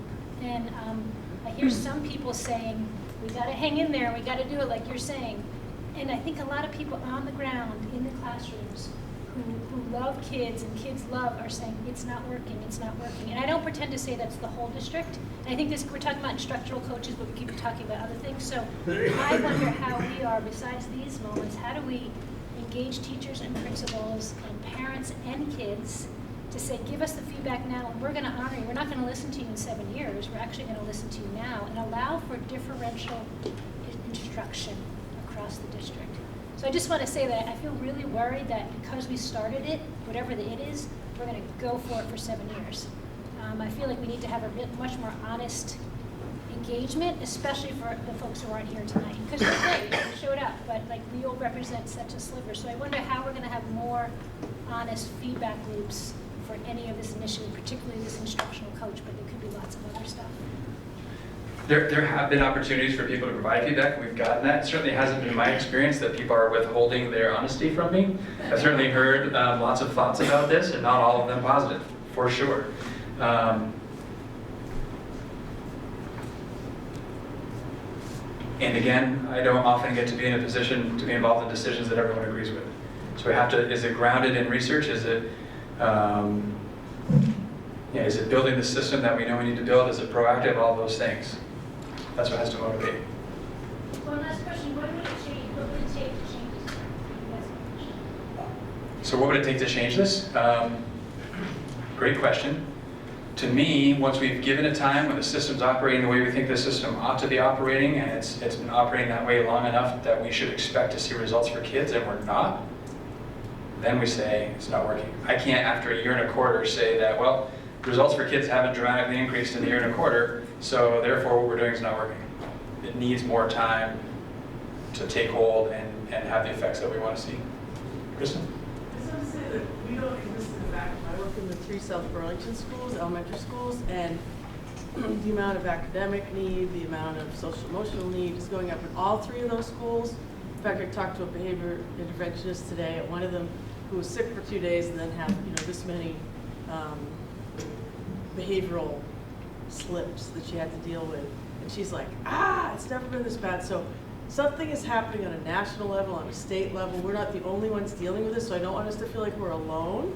And I think that maybe there's some help the state can give or the federal government can give, especially the federal government, who I must say I feel that their spending priorities are completely wrong. And if they would throw us a few more $1 billion, we'd be in a lot better shape. So, it's just sort of like this everywhere. And I just wanted to add that. Yeah, I agree. And as we know, our future reality from a financial perspective doesn't look necessarily any better. And from where I'm sitting, in times when we have difficult financial realities and the needs that students have that you're talking about, which is real, we are ever more dependent on strong systems.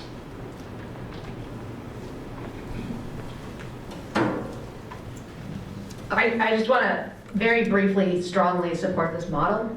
I think that I'm not close enough to it to understand the details and where there's room for fine-tuning, but conceptually, it's research-based, and the concept is to get the most highly trained, most specifically skilled professional educators in place to support, both directly support the students with the most specific needs and most challenging learning needs, and also to get educators in place to support our teachers in the classroom in those research-based best practices that Patrick was talking about. So I just, this is the conversation that's happening at the state level.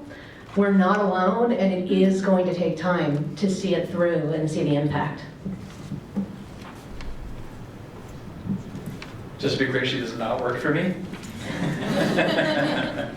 Patrick, a little while ago you had mentioned that some data has been gathered, and you were looking for information from a strength-based model rather than like a what we could cut-based model.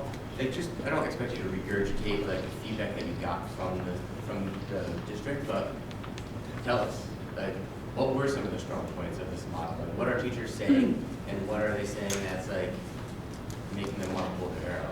Yeah. You're right, Daniel. I can't cite that. It's recently been collected, and we're in the process now as an admin team of working through that data, and there's a lot of it as we look across the schools. What surfaces to me as I kind of scan that data quickly at this point is, for every person who raises concerns about the instructional support model as part of our multi-tier system of supports, there's a person who says, I had a tremendous interaction with my coach, and I feel like my teaching has improved because of that. So there's still a mix of responses, but as time progresses and people experience the model we're building, the system we're building, there's greater and greater appreciation for the system and what it does to support teachers and ultimately then students. And that has, as I think about, so for me this goes back to 2 years ago, this time when we were kind of rolling out, this is where we're going. We have to cut $1 million year over year, and we're growing this system in this way, had tremendous impact. The reaction I was hearing from folks was way more skewed to this is a horrible idea. As we've spent more time with the system and people are understanding it and experiencing it more, it's swinging rather quickly the other direction, saying, this actually is helping me a lot. And that's promising, and that's surfacing. That's something that comes to mind for me that's surfacing through this feedback. And there are other things, and we have a host of administrators here that have all seen that same feedback. So if anybody is thinking of something specifically, go for it. I would say that the social emotional learning aspect was the feedback that I saw bubbling up most frequently at this point, which is understandable. We are dealing with a population of children that have more trauma in their background than possibly ever before. And so if I'm a classroom teacher and I'm trying to serve all those children in my classroom, and I have some children with some really significant needs, not having to address that alone has got to be a huge difference for a teacher, because to work in isolation around those complex problems is not where we want to be.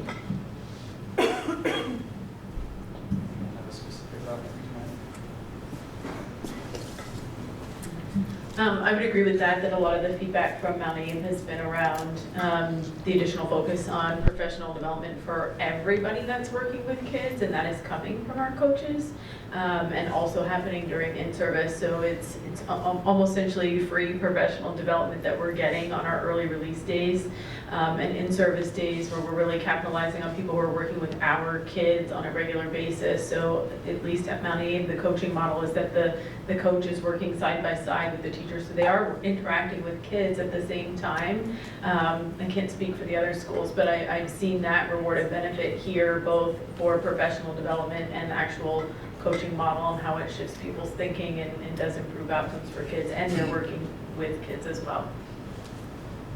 And just to build on that a little bit, so this is my 19th or 20th year in education, which is hard for me to say, I'll just put it out there.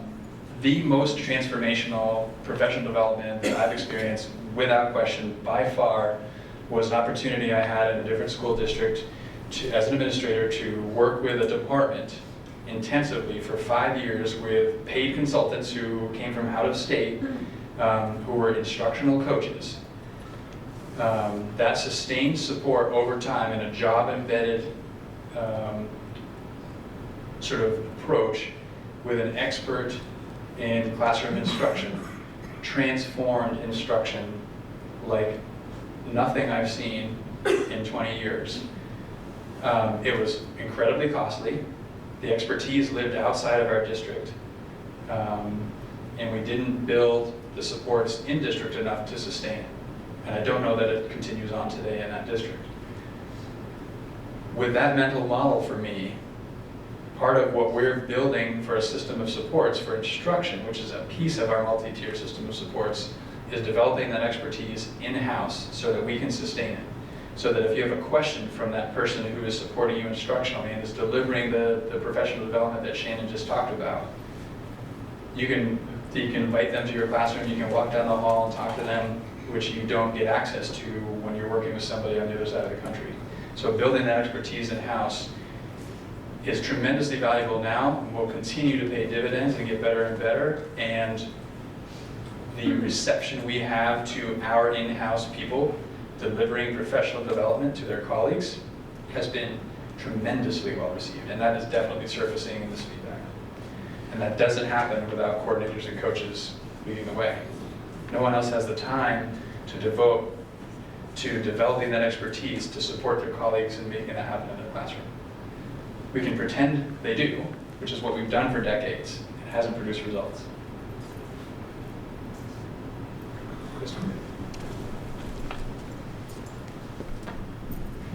I'm just thinking that we're getting a really good and in-depth story about the finances, and I think maybe what we're lacking is a better in-depth story about this plan we have for how we're going to educate kids more effectively. And I think it's really important to have that story as told as well as we try to figure out what to do moving forward with our schools, so folks can feel confident that they really understand what it is they're being asked to support. And so, as a board member, I really appreciate hearing what was just shared, and I appreciate hearing the concerns that other folks have, but it still really feels fractured. And if it feels fractured for me as a board member, I'm imagining it feels equally, if not more, hard to get your head around if you're a community member. And so I don't expect there to be an answer to this right now, but I would say it might be worth our time to think about how to better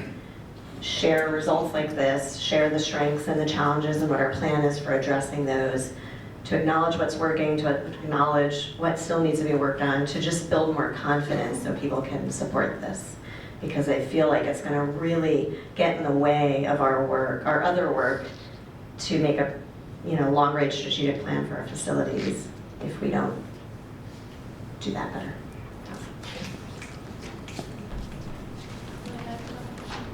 Just specifically, like a timeline, because I think it's like politics. People don't know the even recent history, and so like the citing of some of the research that was put in the inception of like around Paris, and how that has for a really long time been really costly without outcomes. to have the sources for people to look at, and also the research regarding having professionals go out of the institution for training versus bringing them in. I think that was also part of the design. So I think that the district did a lot to pull the issues from different places and address it in these different ways, but I do think it has to be spelled out again, like, and with a timeline, so people, like, because for the last 10 years, our outcomes have been outrageously worrisome. You know, like competency levels, like, people can see it on site today. It's not different than it really was. It's just gotten outrageously worse. So I think people need to be reminded that we were in crisis, really, and something had to change, and now we're trying something to change. That was my mantra 2 years ago, as we had to reduce spending year over year by $1 million. That doing the same thing expecting different results is probably not a great approach to take. Even worse than doing the same thing expecting different results is doing less of the same thing, expecting that to be a path to improved outcomes. So we knew we had to do something different with fewer resources to continue pointing toward improved outcomes, and that's what led to despite the financial realities then, which are much greater than our current today financial realities, the conversation started with how do we need to grow? And this system that we're building was what surfaced as what we need to grow. And we're doing that. And I think people need concrete examples of how you see we're moving in the right direction in just a year and a half. Yep. I would love that conversation. I've been waiting to turn Katrina loose on something like this. She's ready to go. Yeah, sure.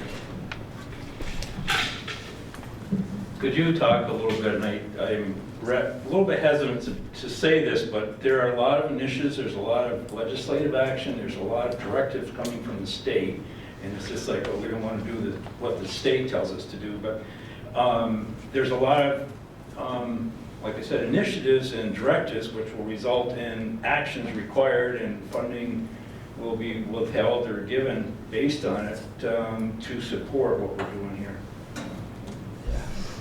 So what's coming to mind for me immediately is Act 173, which is a pretty comprehensive, I've heard people say Act 173 makes Act 46 look tiny in terms of impact, right? So it's kind of a big deal.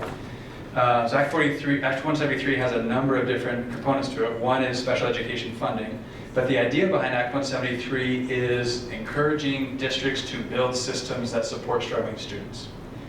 And there are, I'm not remembering precisely the bullets, but there are sort of 5 bullets of what is desired from Act 173.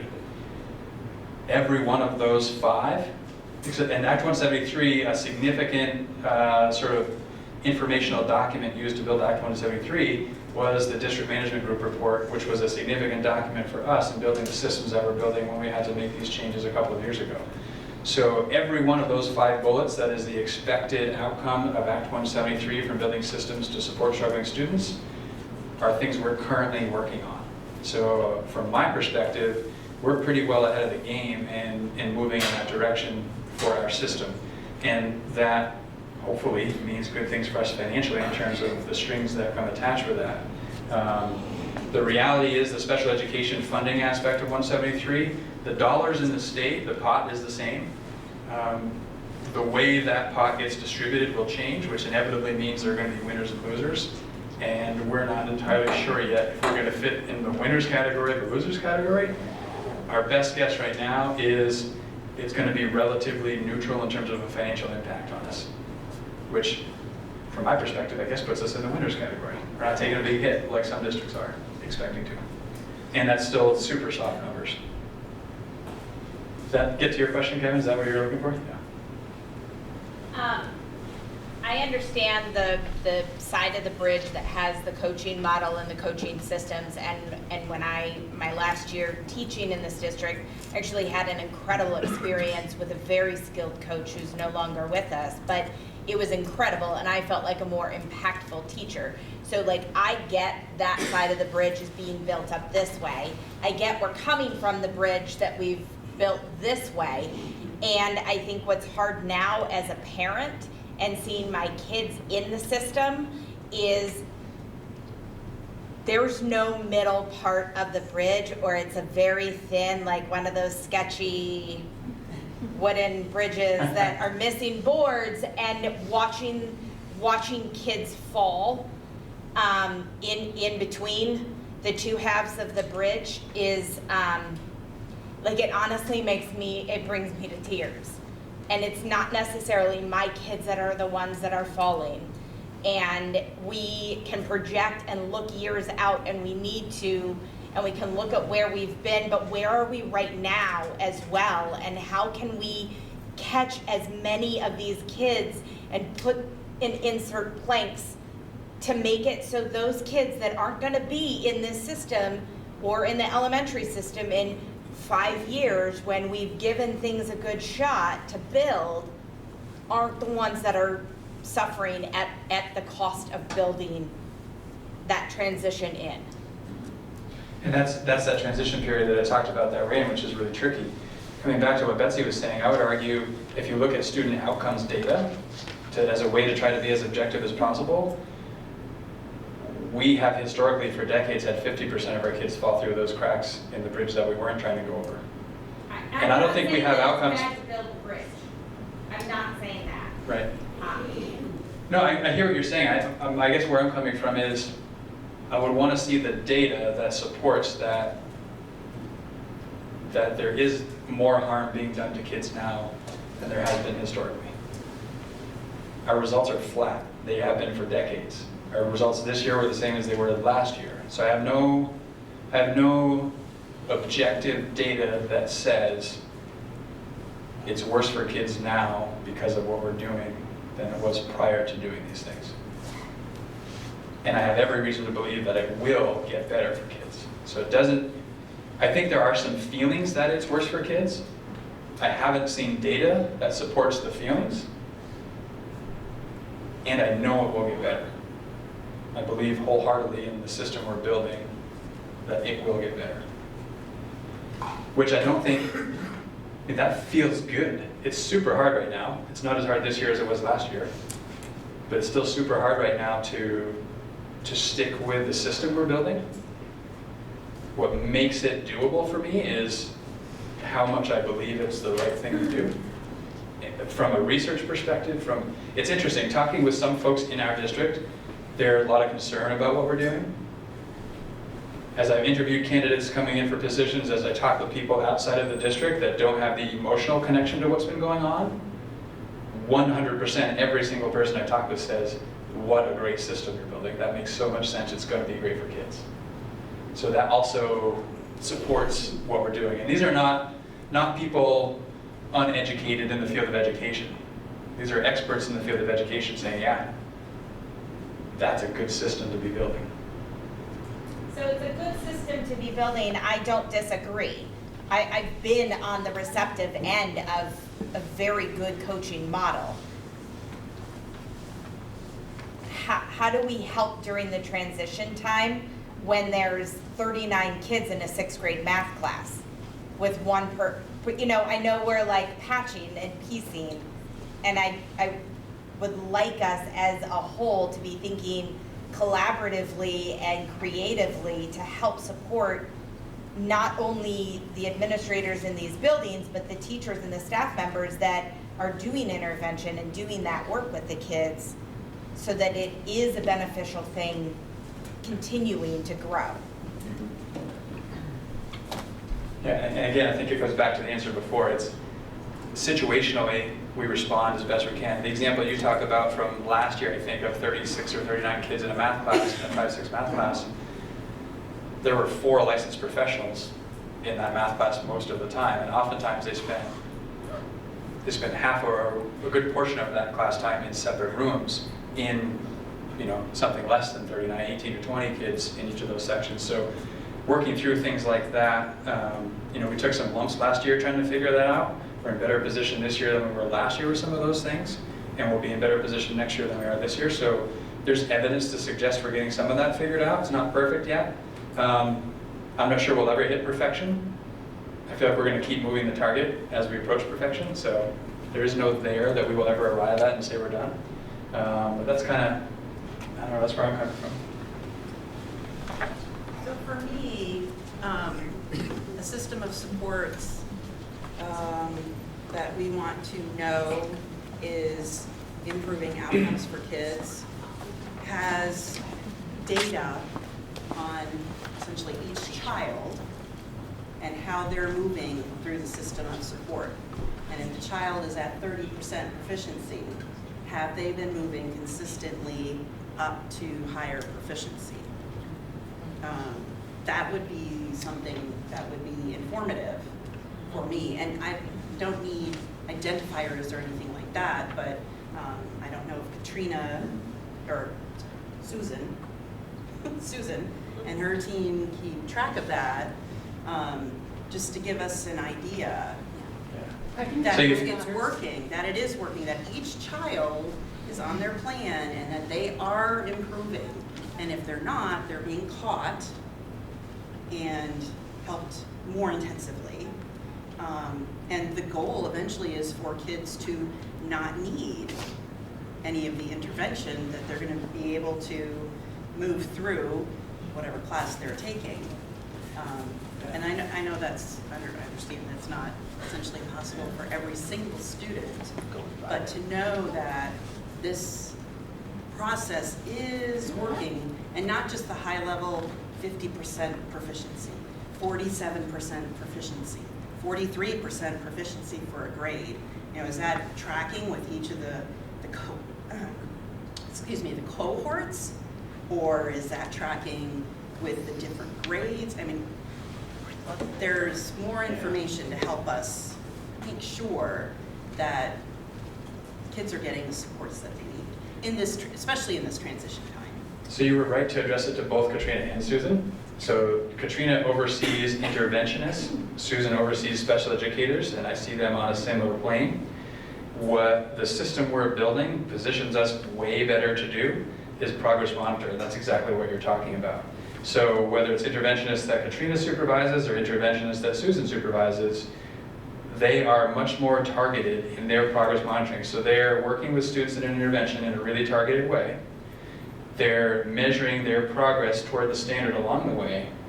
That's not to say that every student is making the progress we want to see, but we now are better able to see when they're not making the progress we want or making the progress we want and make those big course corrections to the intervention. Like, it's the same idea. We don't want to keep doing something we know is not working. So if we've tried it and it's not working, we're going to try something else. And we're watching that trend line to see, are we starting to see this kind of progression? The reality is students who struggle and are behind where we want them to be need to make more than a year's worth of growth in a year's time. And we need to be giving that additional support, and we need to be progress monitoring that to be sure that they're making the growth that we need to see. And that's not just the interventionist doing that, it's the combination of their core instructor, their targeted interventionist, and potentially their intensive interventionist, all working kind of symbiotically to help that student be closing the gap. That's what we're doing, that's what the system does. It's not working for every kid, but we know which kids it's not working for, and we're paying attention to it, and we're changing things along the way to try to find something that works. I can give you my 2 reports for both our girls. I just, on like some of the more budget line items things, and then just more comments. Transportation, I just have questions about as a community member. I'm really grateful for the drivers and the transportation in Lincoln. They're phenomenal and keep kids safe under outrageous conditions. But I rarely see buses full, ever. And so I just wonder about the efficiency and the sustainability of what we're using for transportation. In terms of facilities, one of the most stressful things in the conversations is to think about losing particular buildings or facility. And are we budgeting now, thinking well ahead, because we didn't. Like we've invested in these buildings in the recent past, lots of money. So it's really worrisome that we might close them. And so the school budgets are reflective that, like in terms of spending and things like that, we're not investing in things necessarily in terms of infrastructure or landscape, for example, when we don't know the viability of that whole school, right? I'm just worried about, like, sure. We just put a lot of money into a lot of things. We got state matching grants we took from other areas in the community. So I just, as a member spending that money and being on committees to spend that money, I'm worried now, like, how we're gonna sustain that building. Yep. So I'll answer transportation and then I'll answer the facilities piece. So transportation, I agree, our buses are not full. And we have an agreement, and I think this is sort of widely appreciated, I think, with our bus company that says we don't want kids on a bus more than 45 minutes. So draw your routes and run as many buses as you need to not have kids on a bus for 45 minutes. And that means that some of our buses aren't full to be able to run the routes and meet that guideline.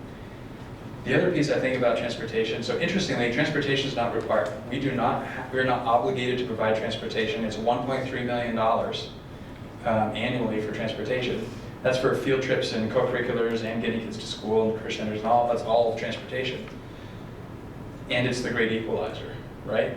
The haves make it to school if we don't provide transportation. The have-nots don't make it to school if we don't provide transportation. So even though it's inefficient and our buses aren't full, we don't want kids on buses for long periods of time, and we want to make sure that everyone has equal access to getting to school. So we just kind of have to eat the inefficiency, unfortunately. We periodically look at bus routes and we see is there something we can do that might trim one bus out, but it doesn't have a substantial impact financially. And we know that. It's sort of like in food service, we take the approach that we feed kids. They haven't paid their bill in a month, we feed kids. And that cost comes from the general fund. So there are certain things that we know are inefficient and cost money that we're committed to doing for different reasons. Exactly, it's really about equity. The facilities piece, tricky one, we think about this all the time. If I thought I knew precisely when a school was going to close and which school it was, I could plan accordingly in investing in that facility. The reality is I have absolutely no idea if or when any one of our schools might close. It's hard for me to imagine right now a community choosing to close its school. In the meantime, we're going to have hundreds and hundreds of kids come through that school in the number of years it might take to get to a point where a school no longer operates.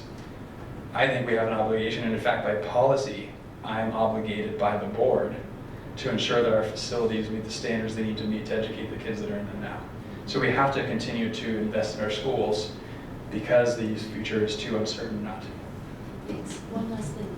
Have teachers ever given any other incentives? And I'm sure that they are, but just also a comment as a question. Like if it's a two-family income earners and like the option to opt out of insurance if it's not necessary, like and other kinds of incentives like that. Yep, so there's a $1,000 health insurance buyout. So if someone elects to not take a health insurance offer through the district because they have a spouse that they can get through or whatever, they get $1,000.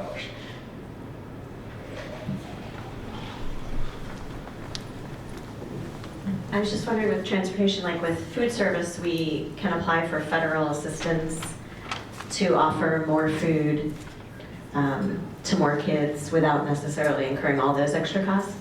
Is there any similar program for rural schools to get their kids to school for transportation? We do get some support from the state for transportation. It's more on behalf of kids going to tech centers, not so much for recognition of not getting kids to school, the rurality or anything like that. So no, there isn't currently something. I suppose Medicaid maybe could sort of fit if there's a poverty threshold that's met as well as the rurality, which sometimes there is, but there's nothing super clean and concrete about it. That's not a good sign when there's a blue screen behind me. Maybe I should continue through this presentation. We're nearly there. Oh boy, that's really not a good sign.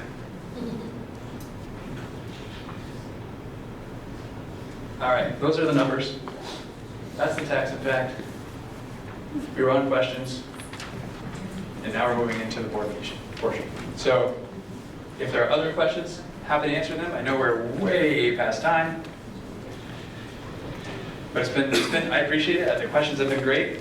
I love the back and forth. That's always the hardest part about board meetings, so this is really valuable to me. I hope it was valuable to you. Welcome to stay. The board's going to go into their training. You have your exit ticket, so if you didn't get an exit ticket, do please take some time to fill that out. If you want to stay for an even deeper dive, you're welcome. There's more lasagna, salad. Thanks again for being here. So we're going to go on the training part. And because Elizabeth is here to have that discussion piece, I'm gonna have her start right now rather than have her wait for us and then have to sit here longer than she has to. But before we get started, Elizabeth had sent a message to Patrick and he forwarded it on to me about wanting to come tonight. And at the last meeting, you had said to me you kind of wanted to know when I was having contact with people outside. And I didn't send you the message I sent to Elizabeth, and I meant to. So what I'm going to do is read it as a way to sort of set the context of the message I delivered to Elizabeth and that I want to deliver to you about how we're going to have this discussion. So I said, Dear Elizabeth, Patrick shared your request about the discussion with the board about the anticipated reduction in staff. We're waiting for your response. I wanted to reach out to you because I want you to have some information as you prepare your thoughts for the discussion. The board has some limitations that affect its ability to have a discussion. We are not able to discuss specific people or positions, anything that would identify a staff member in our discussions. And sometimes it's hard to understand why we have limitations. I hope this helps. We have an obligation as employers to protect our employees. It would be unfair, inappropriate, and just plain wrong for us to discuss specific individuals or specific positions that could essentially identify individuals in the course of an open meeting. We want to hear your values and perspective, but have to keep the conversation in that vein, otherwise we can only listen. I hope this helps you understand our challenges. So, we're not going to get into the specifics. We're going to, Elizabeth has some things she wants to share with us, and that's what's going to happen. So, Elizabeth is here. Hi. So yes, I'm Elizabeth Marr, and I'm the president of the Teachers Association, so the Mount Abraham Education Association. And so, by the contract, Patrick informed us that there would most likely be some rifts. So I just spoke with some different, some other officers in the association and some different people, and just put together some thoughts for you all. And I'm pretty much going to read it. And it is, and then we can have some conversation if you'd like. Our district, Mount Abraham Unified School District, is committed to the social and emotional and physical well-being of our students. Our teacher and educational assistant in-service days are focused on addressing and bolstering social emotional learning. Social emotional learning best practices indicate the importance of a strong personal connection between students and staff, and the Mount Abraham Education Association would like to advocate for keeping ratios between students and the staff who work directly with students at a level where students receive the academic, social, and emotional support that they need. Some class sizes are increasing, resulting in less teacher contact time, while staffing is decreasing. Staffing at the elementary schools is feeling bare bones already, and we are already significantly reduced. My next thing is on kind of equity around when riffing or making cuts. We really do understand the association, and I think most teachers, that the hope is that cuts may be avoided through retirement and career change. If staffing cuts do need to happen, what we are hoping is that you will please consider drawing from all categories of employees. Our district has embraced, as we just had a long question and answer period about, a new model with newly created positions. We want to be clear that we are not advocating against that model or the positions. We are all colleagues and educators working together for what is best for our students. But it is important to us that if RIFs are necessary, that the board and administration are willing to draw from all the different categories of employee. And I believe that is the intent, but administrators, coordinators, coaches, administration support people, as well as staff who work directly with students. Another point is at the middle school and the high school level, the staff requests that consideration be made to retain programs, even if staff who currently teach those programs have to be RIFed. That they have an investment in that their programs are maintained. And the question I have is, from the information that I had earlier, it seems like the number has already gone down, the amount that needs to be cut from the budget. But our understanding was that about 500,000 was going to be earmarked to come from Mount Abe. And the question was, do we know the breakdown for the other elementary schools? So that's my statement. Thank you very much. Elizabeth, if you wouldn't mind sending that to me, and I can have it linked right into the minutes. Okay, That would I'll be type great. it up. Okay, great, thank you. Do you have any questions for me, or? Thank you. Thank you. No question. Sorry, Elizabeth. Curious what the source of the $500,000 from Mount Abe is. Where did you hear that? That's a good question. Patrick, do you know where I heard that? I do not. You don't know where you heard that? That's okay. I just, Yeah, in the wind. yeah. I hadn't heard that, so I just. Okay. I'm going to say that I believe I've heard it from Mount Abe staff who had heard it, and because they were really thinking about that it could have pretty significant impact on their building and their staff, and so they were especially interested in it. But I can't really say exactly. I really do think it was probably yours, or what I heard. Thank you.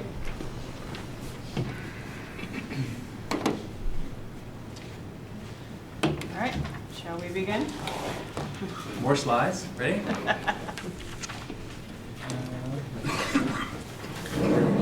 So I have slides up there that kind of correspond to this, so look at whichever works for you.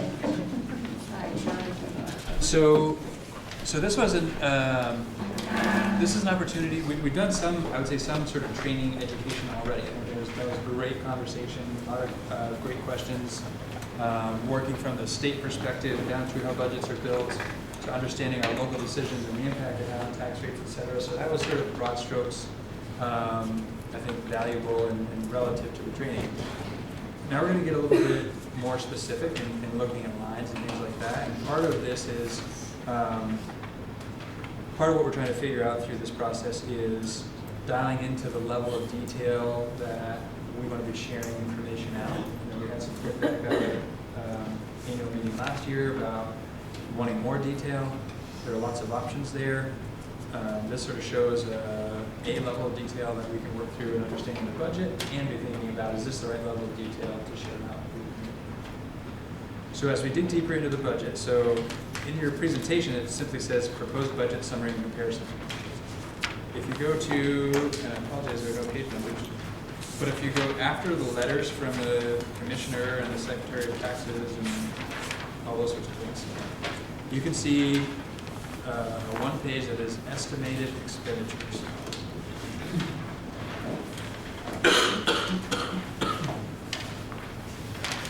So this is a sort of high level, also kind of coming back to last year's annual meeting. Some of the feedback was, as we were talking about detail, somebody had found online basically this one pager and said, if that had been in the annual report, that would have satisfied my concern, but it wasn't, it was online, and I had to go find it. This is effectively that same document. This is all the format was in the webinar for the SAB. This is the format they were. Yeah, so this is essentially the format, and whether it includes the same number of years or fewer years, that may be a little different, but Yeah, essentially. they had well, they were talking, their format was more, what we look at monthly. Okay. That's what it's set up the same way. They would have the encumbrances listed as well. Yep. So this is sort of a high level look at some different buckets of money and what might be in those buckets. So this kind of helps you as a board see where some of our spending is. On the back side of that same page is the same idea with estimated revenue. So one of the things that seemed like could be valuable, I guess there's sort of two approaches to this. In thinking about this higher level look at the budget and some of its detail, each of these has details behind it. If you look at the estimated expenditures detail, which follows the estimated revenue, it's the same categories, but now with another layer of detail behind it. Each of the lines in each of these sections has a section of detail behind it. So we can dig multiple layers down, and the more layers you go, the more complex it becomes, and we lose sight of the bigger picture. So what you have before you today is the sort of higher level one-pager, the 6 or so pages of supporting detail behind that, as a way to think about what's in those buckets and how do we spend our money. Also really important, if you skip through those pages that, I'm just kind of giving you the overview now and then we can dig in. I don't see it here. Oh, sorry. Back in the presentation, there's a slide that says, where are community values and strategic plan goals represented in these budget categories? Following that slide are several slides where you can see, and I apologize they didn't print out very well, but I'm looking at, get it up on the screen there too. I'm looking at effectively what's on the screen there. In your book it looks like this. And I apologize that the grids didn't print very well. So it's in the presentation portion.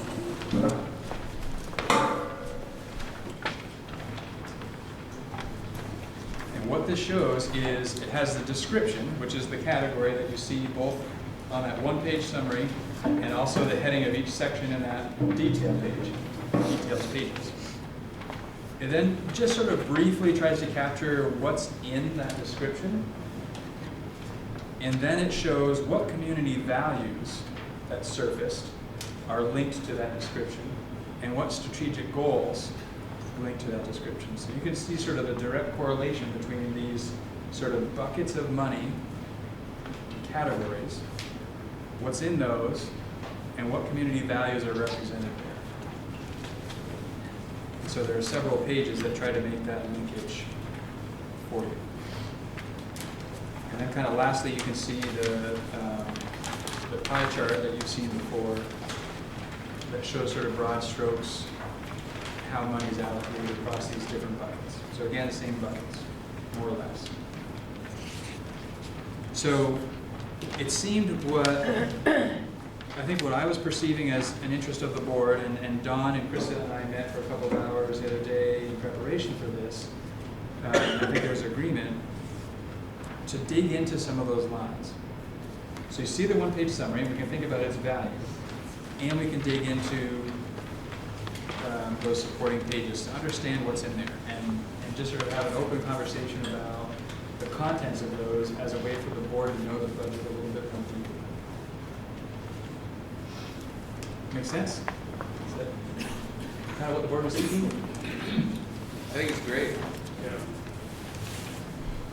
All right, so let's dig in and start to understand this.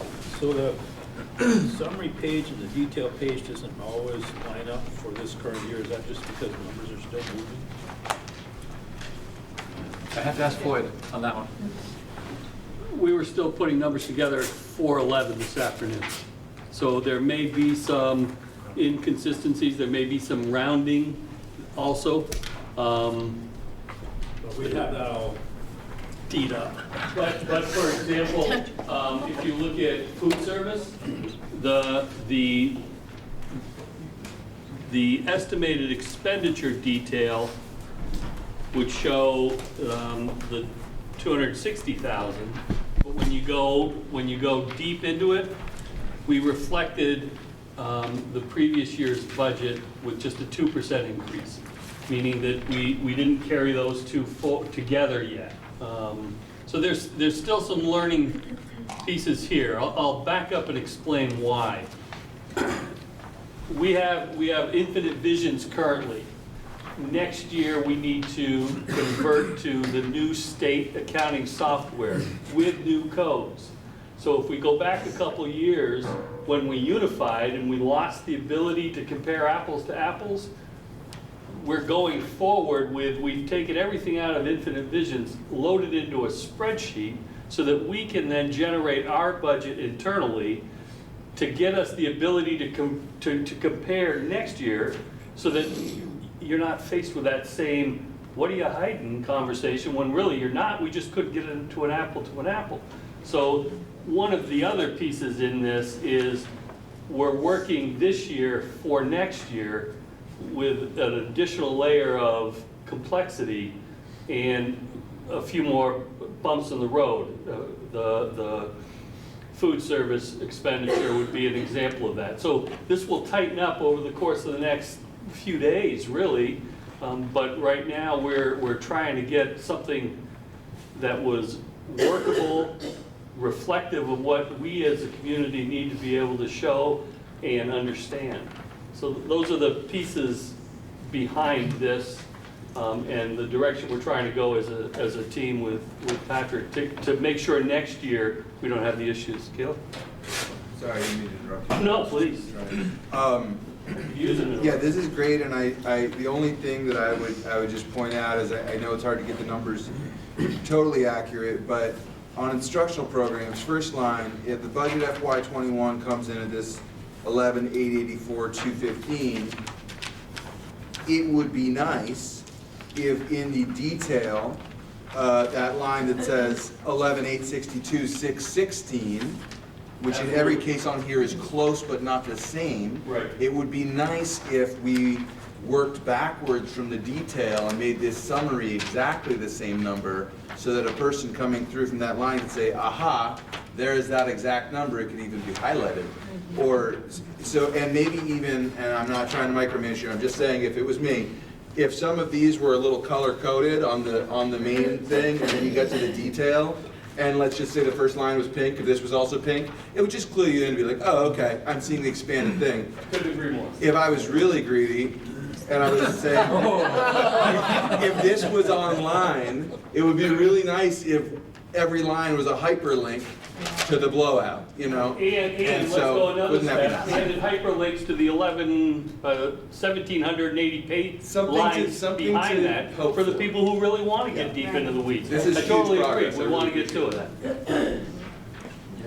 And that precision of the numbers being exactly the same, one to the other, is the cleanup that Floyd's talking about. That would happen That's before it's great. finalized. No, Yeah. it's great.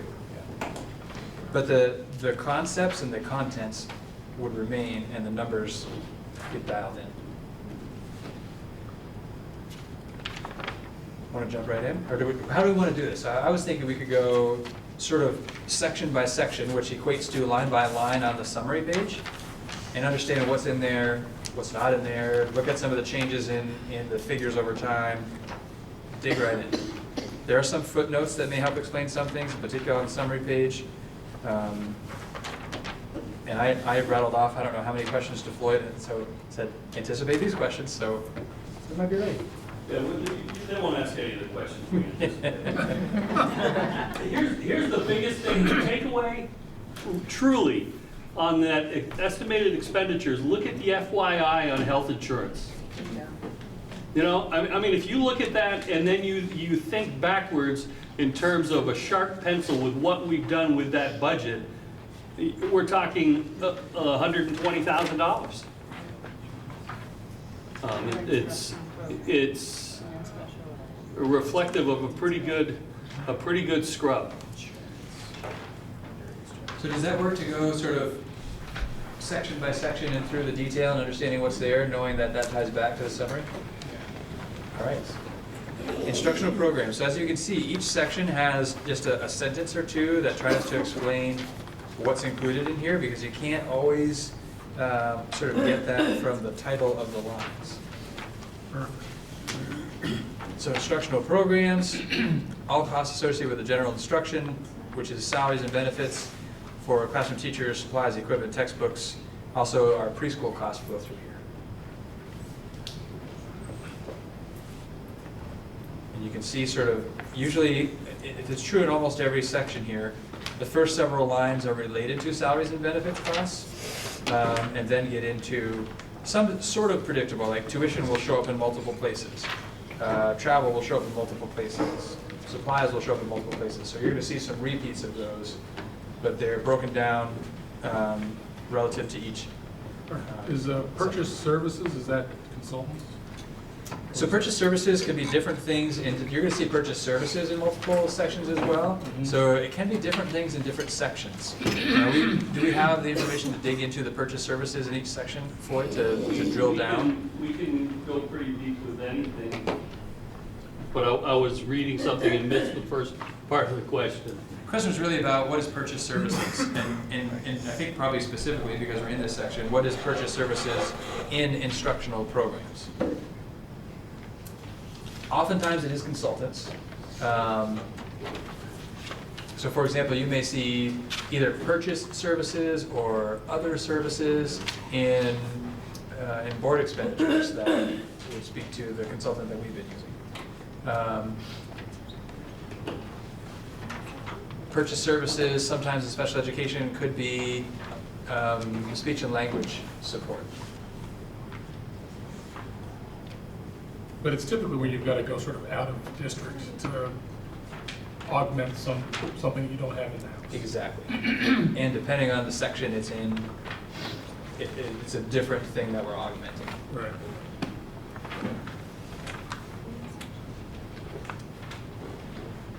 Does it help to just let you look at each section and start to formulate questions rather than me going line by line through each section? And you can look at the spending, you can see, obviously there's the dollar change and the percent change. That sometimes is something that sparks a question. I feel like I cut you off twice now, Krista, from about to ask a question. No, I don't have a question. I was just wondering if, I don't know if line by line is as helpful as getting like a little narrative of the highlights for each category, why Sure. it's growing, why it's not growing, or. Yep. So for the most part, you're going to see a lot of 2%. As we're sort of rolling things forward, if we don't have a better number to go on, we plug in a 2% increase rolling it forward. Oftentimes when we get equalized pupil, we know exactly what we're trying to find. We go through and we'll scrub every one of these lines and say, is that 2% something that ought to stay, or can it go back to being a flat increase? A term we throw around often is bug dust. That 2% here and there is bug dust, but that bug dust adds up through the course of hundreds of lines at 2%. So that scrub will happen. We typically wait till we have a little bit more precision as to exactly what are we working with, which comes once we get equalized pupil. So we're a little early in the game here, and that's why you see a lot of these 2% just kind of arbitrarily plugged in to assume some cost that we can dial back from. Yeah, so to Krista's point, it might be good. It might be good for maybe there's a summary page that talks. Maybe it's after the where you gather everything together. Sort of like the monthly highlight thing, where you could say, well, the reason why there's a big delta under insurance is X. The reason why there's a big drop in Social Security under special education is X. Just the ones that are really major deltas. So if you look at the overview page of estimated expenditures, on that high level, there are a number of footnotes that try to do that. We haven't, and we can do that line by line in the details. So far, it's at the higher level that's been attempted. So you can see some of those asterisks on the right-hand side of some of the bigger changes in some of those broader categories. Right. And you can see that explanation there. How many people are taking advantage of the career change incentives? We have 4 letters of resignation currently. The board acted on 3 of them at the last meeting, and we've received 1 more since then. So I can confirm there are 4. What's the deadline? January 10 is the deadline, so we still have a little while to go. And there are other people that are inquiring, so we may very well see additional interest there. I can only confirm 4 because I don't confirm anything until we have the letters. And until part of the next phase is we have to then assess, can we not fill the positions that are being vacated by the people taking career change? Oftentimes, yes, and my message to principals is we have to do everything we can to not fill that, because every position we choose not to fill is one less RIF we have to make this year, next year, the year after, or whenever. So wanting to take advantage of that attrition, And because that's the whole idea of offering this, right? It's not free. There's a cost to offer the career change. If we don't capitalize on those people who take advantage of it, that was money not well spent. So that message is heard loud and clear, and we all get it. And sometimes we have to fill the position that's vacated, and that's just sort of the reality. Well, if you're trying to maintain a program. Well, exactly right. So it's that balance of all those things. So a question about health insurance. What is the legislature's goal of going to a statewide health insurance for the teachers? Are they looking to pull health insurance out of our budgets so that we don't have such a wacky, catastrophic effect on our budgets? Is that what they're looking to do? Or, I mean, what is the point? Why are we going through this? Especially Only when there were a legislator here.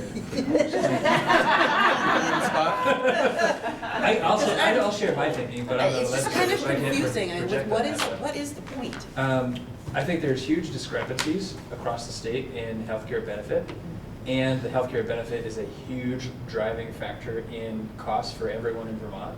So this is a way to increase equity and potentially control cost. I think there was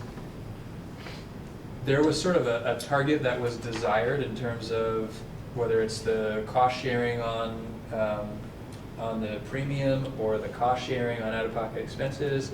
Some districts hit, some districts didn't hit, and it had varying impacts throughout the state. I think there's a desire to not have that happen anymore, which is why the statewide negotiations took place. I've heard nothing, and I have no reason to believe that the state is looking to pull healthcare costs out of our local budgets. That would be news to me if that were the case. And I don't see the benefit of doing it, because if it's equalized in terms of the relative cost, the dollars are coming from taxpayers, whether it's in our local budgets or they pull it out, it's in a statewide budget, doesn't really much matter.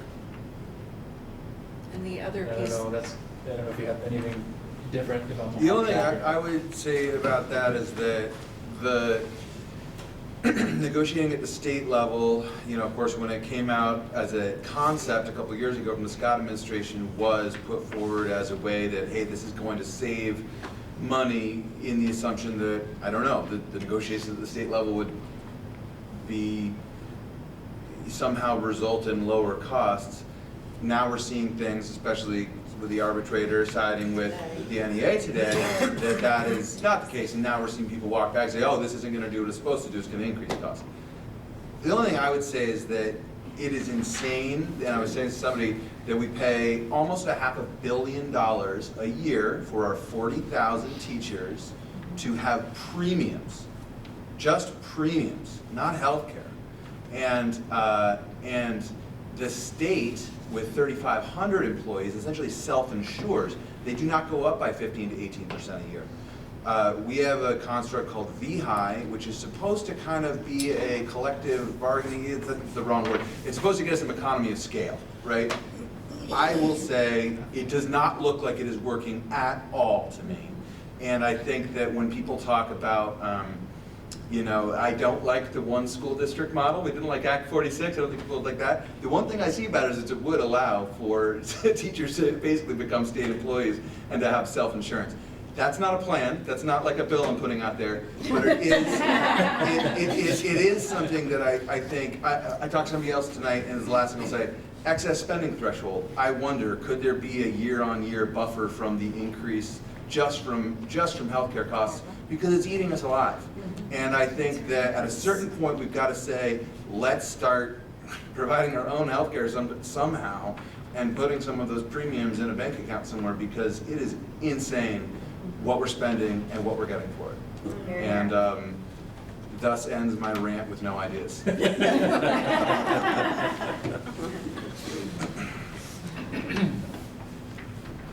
Sorry, I think you had another question for Patrick. I didn't mean to cut you off. It's all right. It was related to the information we got late this afternoon about the arbitrator going with the employee versus the employer. And all of the state's numbers are based on projections that didn't include either scenario. And the scenario we have is, I'm assuming, going to impact us even more than what you have in this projection. So any savings you saw from 850 to 677, poof. Yeah, that number's low. So At 411, it blew up. I have no idea. We don't have any idea Right. what it's going to be. hard to build a budget. Yeah. Even if we know insurance, it's hard to build a budget. So we digressed a little bit from the conversation about footnotes. We have the overview footnotes. Is there interest in the detailed expenditures, a footnote for each of the bigger change items? Not a footnote necessarily for everything, but where there's a substantial change to have a footnote there as well? That's very doable. I think It's mostly a formatting thing. Why, we have to kind of squeeze things to make space for the footnotes. But how we're adjusting the budget, why we're making change this year or not making change this year, it's hard to sort of discern that just from looking at the topic. You can see a big percentage change in something. Is that intentional or is that unintentional? Well, there are times it may not be intentional, but it may be well understood why. I see those as different things. So healthcare, for example, there wasn't intention to increase healthcare costs dramatically, but we know why they're increasing dramatically. Sure, Yeah. that would help somebody understand the difference. Exactly. Yeah. So do footnotes do that for us? Or does a couple of sentence narrative do that? I, for some reason, visually, I don't like these little asterisks. They don't explain it to me, but that is my own, I might be the only one. So if other people feel like this is the best approach, but I don't know if that makes it more clear to people then. I think you'd want to keep it crisp and not start putting it into a narrative, though. Yeah. I think you want to, you might also want to be able, well, the asterisks or double asterisks or triple asterisks. It's kind of, Maybe it's an ABCD thing where at least you can draw directly down to the, whatever note is in the narrative. So my question does not relate to illustrative formatting purposes. The question that came up during the Q&A, is this budget keeping all programs intact, especially at the high school level? You're not, are you foreseeing any program cuts? Yet to be determined. Based on who leaves? To some extent.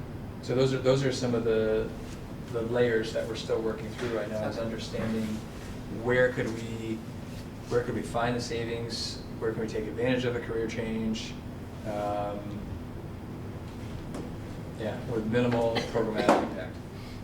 And also, frankly, looking at, like, there are some programs, like a program that has 4 students enrolled at the high school. So the idea of maintaining programming is a good idea conceptually. And does it make sense to continue to operate a program that costs $90,000 to $100,000 to run for 3 kids? So we have to look at that aspect as well. And those are some of the things we're in conversation about and trying to figure out what makes sense in terms of how to move forward. Those are the kinds of things that I want to be able to have a conversation with the board post receiving equalized pupil numbers, which makes things real. So before we sort of have lots of hard conversations and talk about all the implications and then get equalized pupil and then go back on some of that, we want to wait till we have something more concrete to make more firm decisions on, to then have the hard conversations and then share with the board what we think. I was going to say that in Moncton, we used to have so many asterisks that We used the number system because we did, and it were was very afraid of effective. footnotes. It was very effective, and people found it useful and helpful, and people would stand up and thank us at the end of the meeting for having so many asterisks and numbers.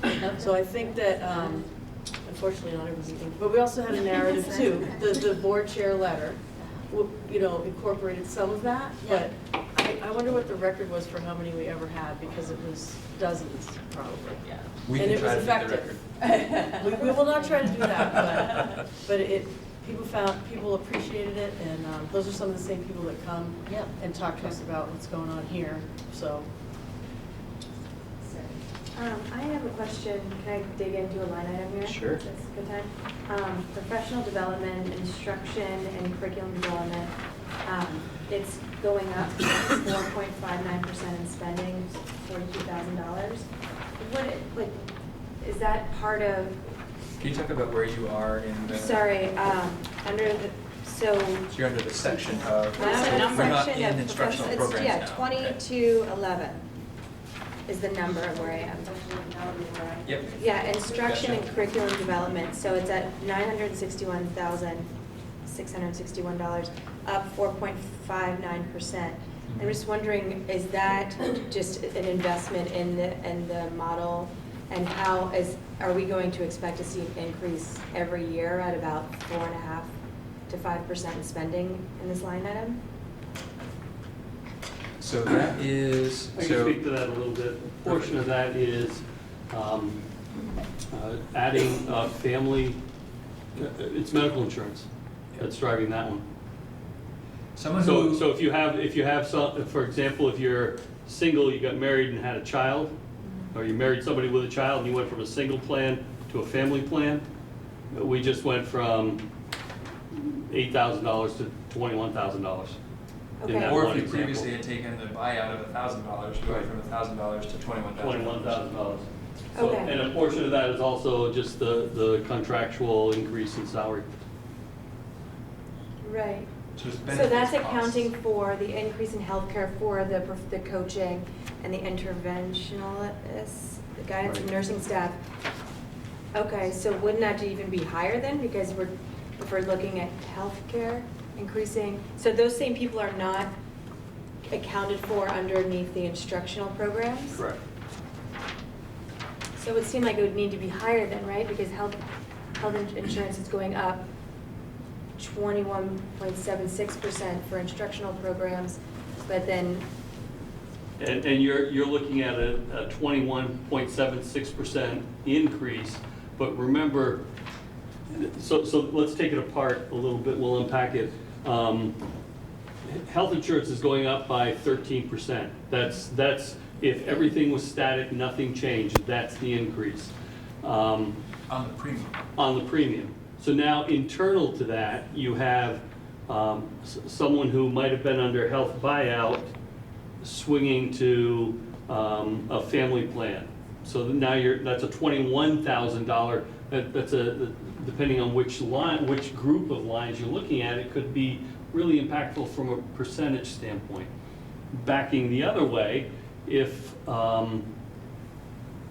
we know somebody in that line, and I'm not saying we do with this, is looking at the career change, then we would be backing that health insurance out, projecting it forward.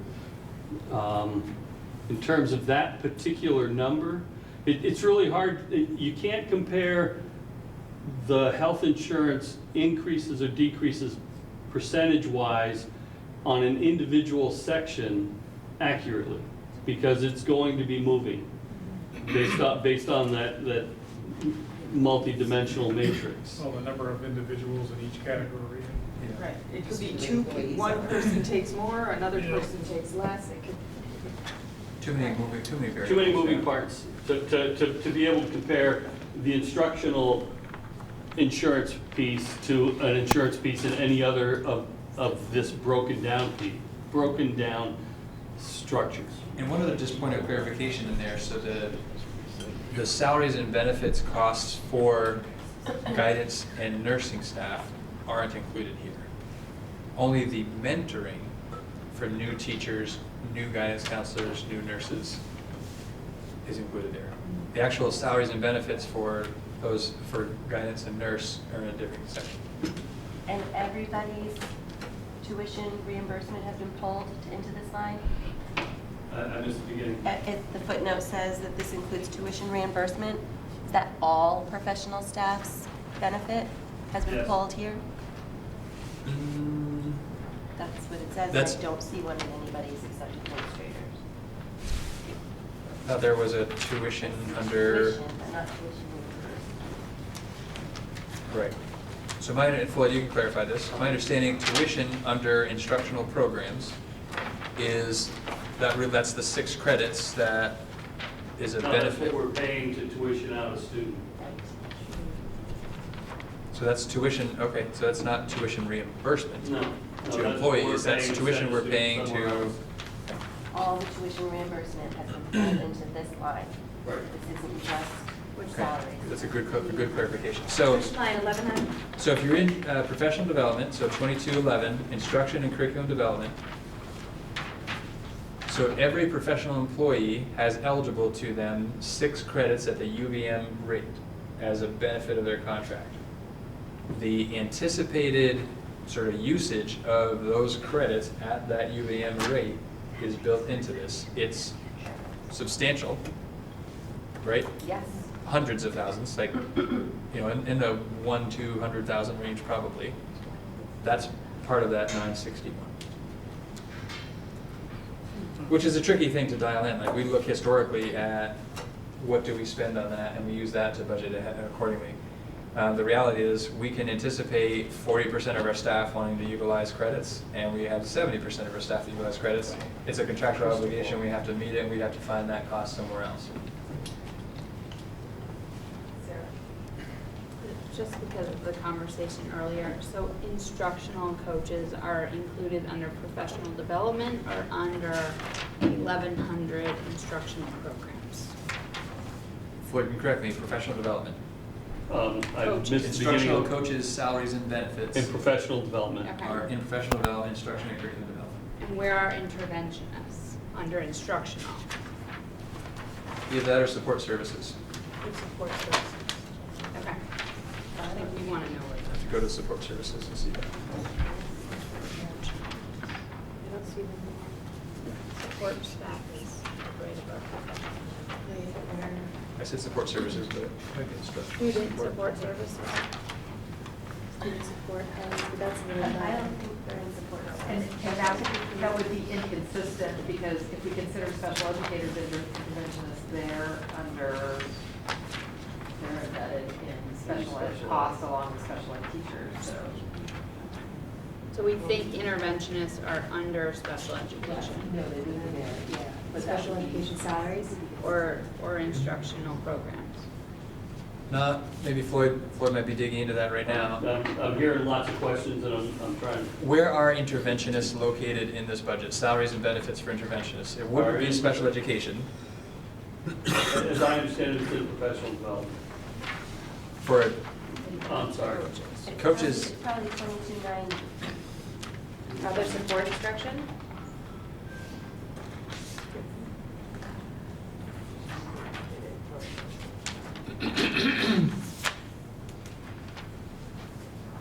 What about student support services? Sorry. That doesn't look big enough to. can you dig into that question, Floyd, while we? Yeah, move on. Yep.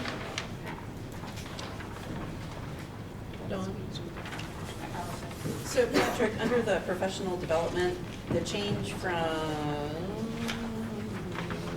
19 to 20, FY 19 to FY 20, is that because you moved things from other categories that Right. made the huge jump? Or also hiring more people? It must have been, it's probably both. It's a combination of things, Both, right? So okay. we had coaches prior to this. Yes, Their costs wouldn't have shown up there. it would have been somewhere else. And as we sort of built this model further, which added more coaches, the conversation about where's the appropriate place for coaches to live was had. Decided that was the place, and that's what led to that change. So it's sort of a budget adjustment. It doesn't necessarily reflect that dramatic a change in numbers. Because I remember there were some people in the administration, and their salaries actually moved out of the superintendent's office into a different line because of the way. Yeah, and that's the trick, and that's some of what gets cleaned up as we talk about these account code structures. We're trying to get better uniformity across the state in terms of what's included in these different accounts. And so that will continue to evolve. We're going to have to continue to make adjustments. And forever, there have been internal conversations about where's the right place. Like oftentimes, an expense could be justified to live in any one of 2 or 3 places. We have to pick one that makes sense. And sometimes that thinking evolves over time as well. So we try to make those adjustments, put it here. And those are the kinds of things that we should put a footnote in for. And that's in talking to Floyd, there's great benefit in putting more years and budgets and actuals and all of that stuff. And the downside is, there's a lot more questions to answer as we do that. So what's the right level of back history and footnotes? The more years we put on here, the more we're going to push up against the record for footnotes.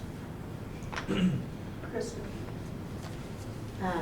So from the questions earlier, I think what people may want to see is, or I wonder if it would be helpful for people to see, here's what we spent on coaches 2 years ago before we invested additional money into this plan, and here's what we're spending on salaries for coaches now, and here's maybe what percentage that is of our overall professional staff salaries, because I think that's really the crux of the question, and maybe more helpful than pointing people to line items, is if you could tell us, here it is in a nutshell.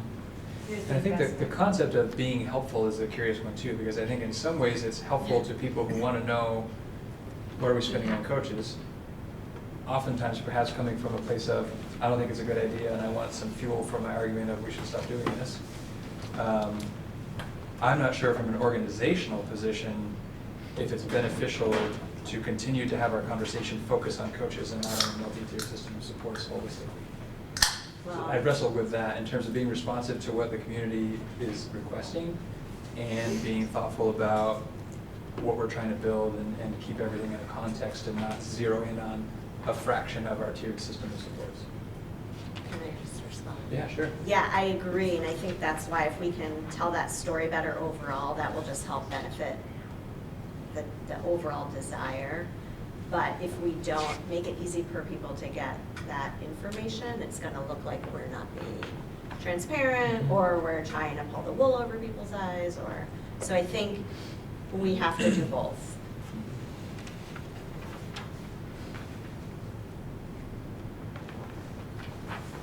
A couple minor formatting things. Just if we could get the header over of the years and everything. I was thinking the same thing. Yeah. And although I think everybody here kind of has a general understanding of what the digit code columns are, maybe for the uninitiated, something that would at least let them know what those are supposed to mean. Sure. Where to begin with that? That could just be maybe a So it's sort of an object and function. explanatory note at the beginning of the thing, rather than trying to Could you duplicate. even just tie them? They used to be tied in here on the estimated expenditures. It used to say instructional programs, 1,100. I mean, Yeah. The trick is with the account code structures being what they are now, it's a little less clean that way. For instructional programs, it's a little cleaner. You can see those are all 1100s. But when we get into student support services, I guess those are all 2100s. See if I can find a different example. I don't mind them listed out the way they are. It's just, Okay. there should be some kind of a key that just kind of lets people know, what does that number stand for? Yeah, what does it even mean? What does that In terms mean? of this is the function and here's what a function is versus the object Yeah, code. that's it, just. Yeah. It's layers. Otherwise, they might think we took 320 field trips last year. Yeah. And the idea here is simply to acknowledge and give you that linkage between the detail and the overall, right? So you can see instructional programs is 1100. If we had the account code structure there, Yeah, right. they could see all the 1100s roll up to Yes. that one line. But there are lots of lines within 1100, Right. and this shows that breakdown. So Sarah? So we're under Board of Education, I'm assuming, and I'm really happy to see that we had such a nice decrease in our spending. Why? Why are we so expensive, and why did we go down so much? wait, you're No. not getting your share of I this? am. What? No. So So what is included under Board of Education is all HRA costs. All workers' comp costs as well. So various insurances, to put them in a place, Board of Ed is the place they land. Why is it called Board of Ed? Like, does it have anything to do with the State Board of Education? That's a good question. For us? It just seems like a weird title for those subheadings. It's the worst answer ever, it's because it's always been there. And you realize you just changed the header, you're exactly right. Yeah. Each school, when we had different Miscellaneous costs, budgets, we could call it. yeah, each school always has had a Board of Education line or lines associated with it. Probably because we put the dues in there as well. But then the workers' comp, also there's line items in almost all the other sections of a decrease for workers' comp, or is it all captured in the Board of Ed? And then it needs to also additionally be captured in all of the other subsections? Does that include legal fees for grievances, that Yes. line? That's our Thank you. legal. Yeah, that's in there too. Do we have a breakout number for that? How much legal work? There is in that category, there is a. Well, there's an actual cost Yeah. for legal, but it's not broken. Were you looking Broken for a down into- breakdown I in was terms just of wondering, I mean- legal versus, or grievances versus? Well, I know that something now else? we don't spend as much on negotiations because we don't use a lawyer, so we save Right. tens of thousands of dollars, if not $100,000. Well, maybe not Tens, that. probably better. Tens, all right. well. Millions So and that's millions good, of we've chipped dollars. away, so we've chipped away at that over the last 3 negotiation sessions, which is exciting. Mhm. I think we once determined it was almost 40, probably. Yeah, that makes Anyway. sense, 30-something thousand, yeah. So that's positive. I just want to also mention that in corporate America, like my husband works for Global Foundries, and if I was on his insurance this year, we would have to pay, and I can get insurance from my employer, we would have to pay a $100 surcharge per month. That's starting to happen in other employee areas, a disincentive to go on your spouse's insurance. So that may, I mean, Stick If instead of a- you could get it from your employer. if you can get it from your employer, and I don't know what the, if it's full-time, Right. half-time, I don't know what the parameter is for that, I didn't read it carefully because we use mine, but that might start coming, and that might be affecting, well, it might become more widespread. It would certainly drive usage if we don't have the same reflective policy. Right, and I checked mine, and mine didn't, so I'm like, well, stay on mine, but now that we've got the parent plus 1 or 2 children, I think that's, it makes it a little more manageable for families, but that's coming, if that's, something that corporate America is doing, it's gonna trickle down, right, so. Andrew? So just to make sure I heard this right, the Board of Ed is basically become sort of a catch-all for these other things like the HRA, workers' comp? Okay. Just Catch most, I wouldn't say all, catch some. Catch some. There are other things it doesn't catch, but it definitely catches some of Because I was them. thinking about how some community members could then look at that and think, workers' comp and HRA fees for board members? That's an expensive Board of Education. Here's an admissions for you guys. So here's an example, fiscal services, 2510. Other professional services, 77% increase. It's not a big number. I think that's the But it's footnote. 77, and that's That's the software reflective version, of right? the software. Ah, and where's that footnote? The, On the summary page. Big summary. Oh, the new accountants. Yep. Triple asterisk. Ah. See? See, you guys can answer that without even having to go. Those asterisks go backwards. So, 2 things. Under other administration, on the overall summary page, it has a decrease from 20 to 21, but on the summary page, it has an increase. So the numbers don't match. Which section? Other administration, because on the 7.39. on the drill down, it goes up 66%, and on the higher level, it goes down 7.31%. So I was just, if it went up 66%, I'm just curious what expanded leadership program administration means. And why It we says go- expanded leadership, it should say expanded learning. It should be elite learning. Oh, that's ELP? It's ELP. That doesn't okay. explain necessarily the change, maybe it does. But that other administration category is where the costs to sort of run ELP show up administratively. Overall, the increase that you're seeing across the board there is reflective of needing to shift away from dependence on grant funds to pay for this administration and bring those costs in-house because grant funds even though. And so to make the program So sustainable, the we have to start. 66% includes both cost and revenue, essentially. That is paid for either by the general fund or revenue, and it's less revenue now. Right, so this is reflecting specifically the expenditure side, it's not reflecting the revenue side, but there's a revenue aspect to that. This is really simply recognizing the value of the program, which I think Yes. is widely recognized as a highly Absolutely. valuable program.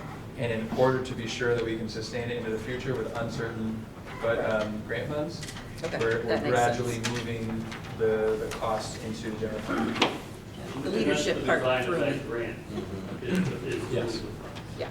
I think if it had said learning, I would have been okay. Can I just check with everybody, it's 9 o'clock, and I know we started late, but I know in the past, once we get past 9 o'clock, we're not very productive. So are you willing to go another half hour? And then, you know. And I think some of the takeaways already I'm hearing, there's some formatting things, color coding, sort of tying back the account codes, other things that have been mentioned. And I think, John, I saw you scribbling some things. Somebody's got notes. I want to make sure we capture all of this. It's on TV, so we can always go back to the TV. So knowing that we have some things we can work on structurally and formatting wise, we have some numbers to clean up, make sure everything ties back. We're going to add a bunch of footnotes that explain some of these big things. That conceptually is a takeaway we have. So factor that into as you're thinking about what needs you have as a board that you want to make sure we address in taking more time if we take more time. So on site improvements, which is that infamous $1 million, if I recall, this is the first part of the money we were going to accumulate for the locker rooms. Are we still doing that? Yeah, so it would be a combination of money that we have already from prior year surpluses that's in that separate account that the district approved, the voters approved, that 610,000 or so. In addition, we are intentionally not spending a portion of the $1 million this year to be able to have some money at the end of this year to add to that 610. And come July 1, when assuming our budget passes and the $1 million is still in it, we have the new $1 million coming July 1 to add to that plus or minus $1 million we'll have in the reserve fund together to give us $2 million to tackle the project. So that's where that goes. This budget year will take care of that. Yep, most or all of that $1 million, assuming it's there, next year will be added to other funds to cover the locker room. We need a vote from the constituency to unlock that 600,000. Yes. Meeting day. Yep, and first we'll need a vote to, I think, put more in it, and then a vote to release those funds. We wouldn't need a vote for the general fund dollars that we have in FY21. The current year, or this proposed year. The proposed, correct, yeah. So is that worth noting, I guess? Yeah, and actually, you know, so this shows a 2% increase that kind of got the blanket 2%. There's a piece of me, if it were different financial times maybe, and maybe even in these financial times it makes sense, one could argue that should increase 5% every year.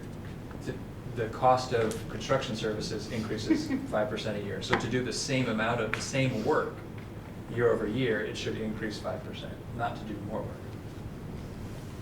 And as we've discussed before, as we keep putting off fixing this building, we're gonna have these, well, $2 million is not a small problem, but problems is gonna go drip, drip, drip. We're gonna have to keep fixing things this way in a non-comprehensive way in the middle of the building, so now that we're spent $2 million, which then limits perhaps what we would do, because we wouldn't want to tear down something we just fixed for $2 million in a more comprehensive plan to improve the building. So this is sort of a big drip, and we're gonna have big drips, medium drips, small drips, drip, drip, drip. Here we go, every year we're gonna be talking about this. So I just wanted to point that out. We've talked about that at other meetings. And recognize it took 3 years of strategizing and saving to fix the locker rooms. There are bigger projects than the locker rooms out there, and you can imagine how many years it would take to save up to be able to tackle those appropriately. In the meantime, costs are going up, and that is real. And we're trying to be super intentional to address problems, fix them the right way so they last.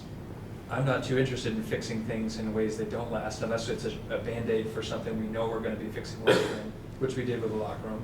We dumped some money into that locker room just to get it functional, knowing that we're going to fix it properly in the near future. And do that to things that we think are going to, if this building is renovated, which I hope it is someday, tackle things that we know aren't going to change. So in every version of the bond proposal that's come out, those locker rooms have stayed where they are. So we feel confident investing $2 million in those so they can fix them right, and we can still do whatever else needs to end up happening.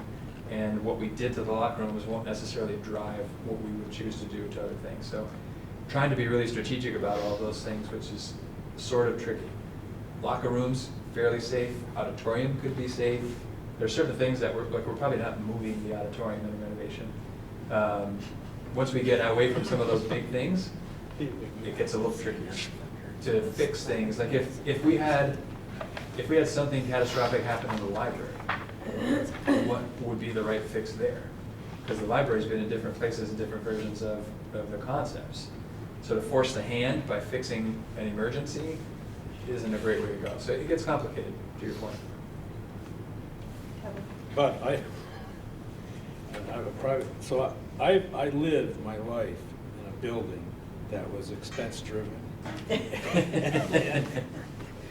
Capital was almost impossible to get, and every year you just peck away at that stuff, and you know, and programmatically, you know, if a production area changed, the next year you changed it, you know. So I understand the whole thing about doing things right and having a clear vision and whatnot, but there's nothing wrong with, you know, particularly if we can keep going with this $1 million or whatever and peck away at some of the stuff and, you know, keep this building in a relatively well-maintained condition, particularly given, you know, the topics that we talk, you know, the whole declining population.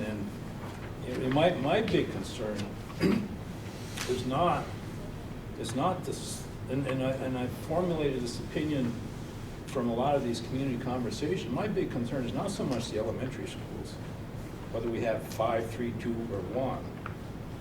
It's what is going to happen with the reducing population in this building, and what's necessary to keep the programs at a level that the quality of education in this building is maintained or improved over what we have today. And it may not be in this building. It may be, I don't know, Middlebury, Virgins, spread to the wind, whatever.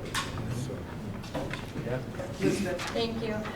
So obviously we've talked a lot about the expenditures, which is awesome, but a lot of the feedback I got after the community conversations was about revenue, and I don't know kind of how to include more here, but just sort of anticipating questions that may come up at the annual meeting about sort of why aren't we, you know, applying for more grants, which you kind of just alluded to a little earlier, or why aren't we sort of tapping into some of the very wealthy people that maybe live in our district? You know, I don't know how you would politically go about that, but like fundraisers or, you know, these districts that do walkathons or whatever. You know, I don't know how much revenue that like brings in, but I know that was a point that people brought up, that if we're having this deficit, then why aren't we trying to kind of bring more revenue in? Again, I don't know how to exactly capture that, and kind of especially what you just said about not applying for more grants because they do fall off. But I just think it's going to be something that people are going to look for, or people are wondering about. Yeah, so that's complicated. I guess I would start with, I would love to add more revenue. That would be great. And it gets complicated from there. As you talked about, it's hard to build sustainable programming on grants because they're so unpredictable. And sometimes it's, not all grants are created equal in terms of the amount of money you get and the amount of work it takes to get the money, and the strings that come attached or not. So, and it takes people to write those grants and manage all of that. So to hire personnel to be able to tackle what it takes to apply for more grants that are then unsustainable and to make important decisions that we want to be long-lasting around them starts to get complicated. And we do actually get a fair bit of grant money. We get our typical, special education grants, et cetera, some of the big things that are usual. And a couple of times we've gotten safety grants, et cetera. So grants are a good way to get an immediate sort of anticipated influx of cash to tackle a specific problem. That's a one-time deal. And we're relatively limited in where that's appropriately applied. And I think the other piece in terms of the possible revenue generation, I think as we explored that concept, there isn't a revenue stream out there that we could tap into that solves our problem. They all might help a little bit, but our solution I don't think won't come through revenue generation. It just isn't out there. So, what about a capital campaign to go along with the strategic plan? As a one-time influx? No, well, yes, but then also sustainable. It just continues, the money just keeps coming in. I mean, I would love to know of a source of money that could just keep coming in year over year that we can guarantee happens moving forward. That's the kind of revenue we would need to be able to bank on, because we're talking about building programming. We make commitments. So if we anticipate, say, $200,000 annually from the kind of revenue you're talking about, and we hire people and we engage in contracts with people for the year based on that assumption, and that's cut in half, we're still obligated to pay the people we have a contract for, even though that money is not there. That means we've got to find it somewhere else. So for me, the revenue, the key for revenue is it has to be something that's sustainable. We walk on eggshells all the time. We talked about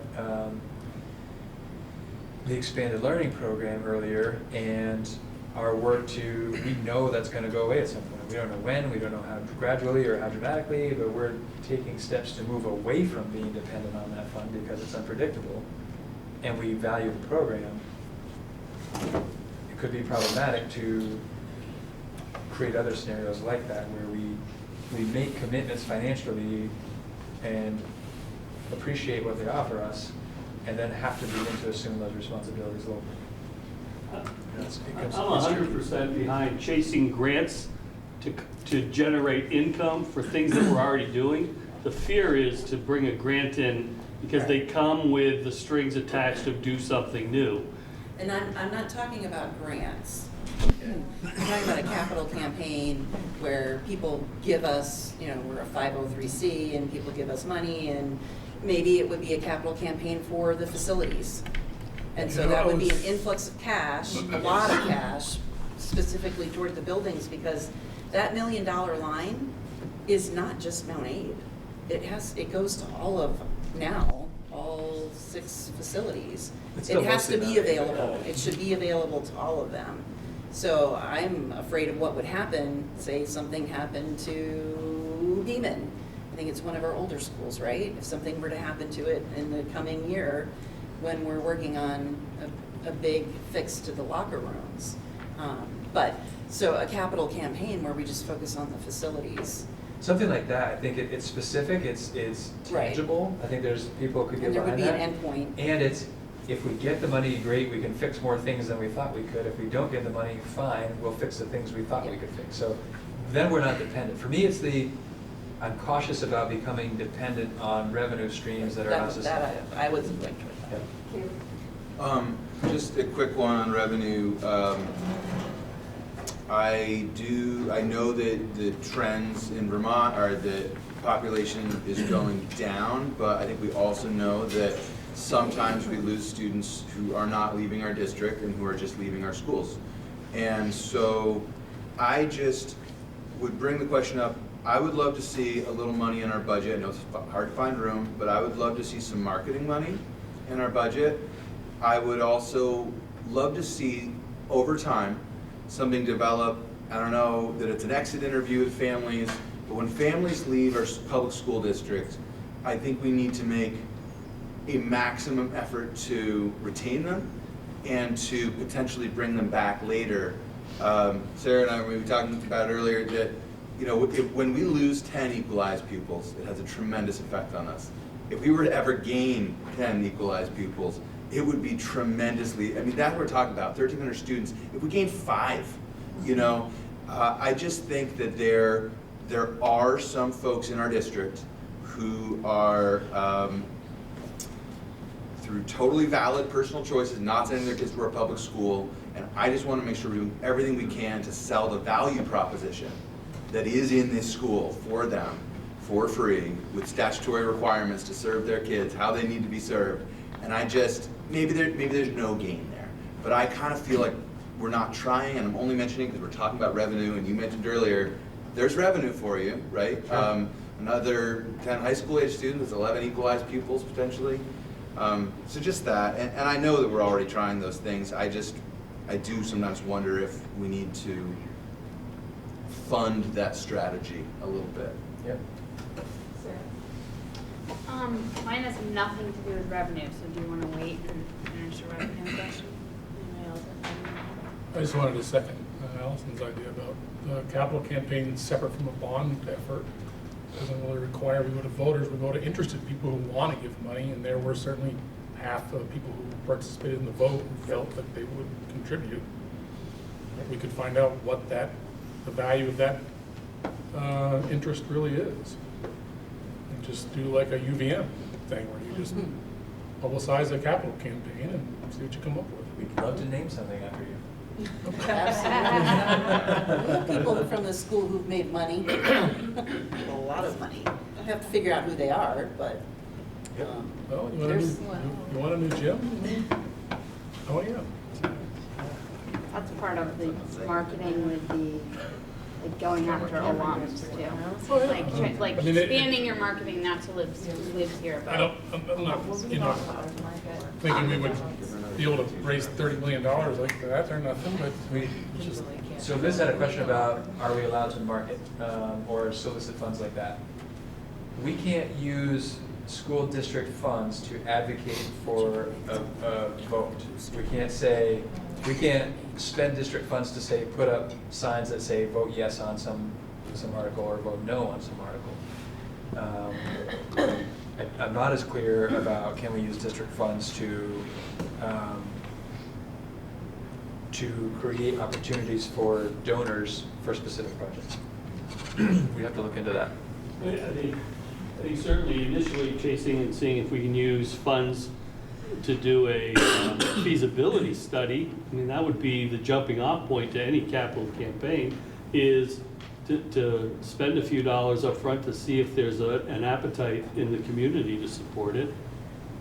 What can happen, like someone could create a 503c, and it would be a separate entity from the district, friends of, whatever you want to call it, and market, and then use that to go out and get funds. That's happening. It doesn't happen a ton at Mount Abe. It happens, I'm thinking about Friends of Lincoln was significant in the playground renovation that happened. There's a Friends of Robinson that's active in looking at a playground renovation in Robinson. Friends of BES is crazy. So there are other, so there are friends of lots of different things. It could be friends of the Mount Abe gym, or friends of, like, there are different ways it could be structured, and that creates a nonprofit separate from the organization that can do the legwork and be all above board for the purpose of benefiting the schools. That's probably the best way to do it. And that can't be, that's not something we could initiate as a school district. All right, I'm taking us back off the discourse. So last time we got, and I'm just not, maybe it's different now, but I'm just anticipating this, and I want to make sure we are able to respond with a clear path for someone who is like, well, what is being spent at and it was all about the elementary schools and who was getting what, and I just want to make sure we can point them down the, sure, if you dial in 15 layers of this category, and this category, you could eventually get there. Is there some kind of we need to be ready to respond potentially for that scenario, because other districts have it by school that are near us, and we're not going to, and I'm cool with that. I just want to make sure we know how to respond to the question. And potentially, I don't know if it's an idea to at least be able to say, this is how many, when we put in salaries, this is how much regular salary, this is how much FTE, and this is clearly what our average salary is that we're spending per person. And this is the average insurance that we're spending per person, and this is how many people work at these schools. And so maybe it's more of a estimated means if people wanted to come up with that, but that we have some way of answering the question without getting specific about who makes what. That, I'm just throwing that out there as a thing that I think this is missing that we might get asked. Just some of the, Sorry.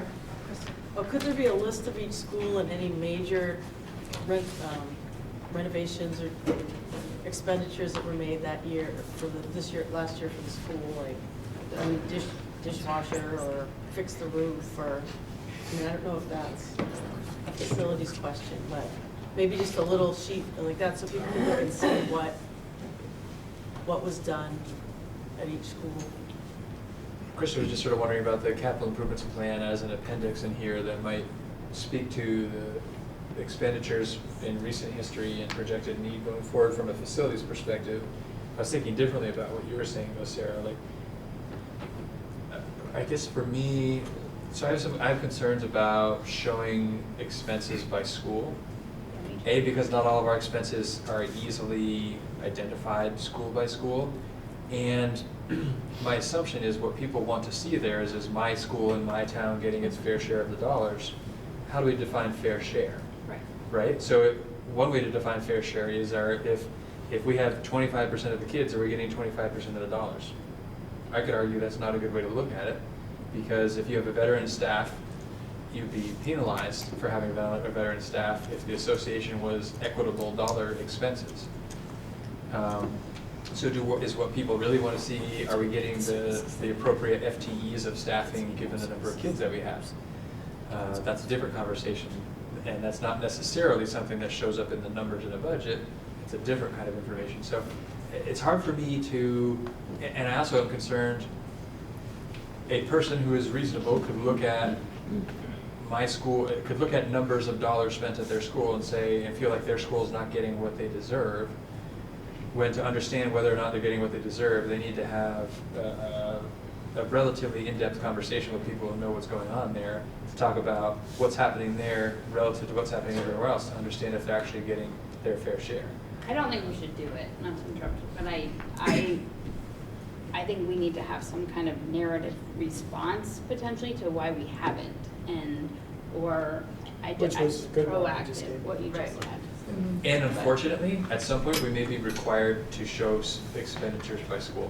That's actually a requirement coming out of ESSA, that we may have to show that. And that well, will be. you currently account for everything right down to the school level. I mean, yeah, we have the information. The reports we have, they tell you what the oil is at Beaman and the oil is at Bristol.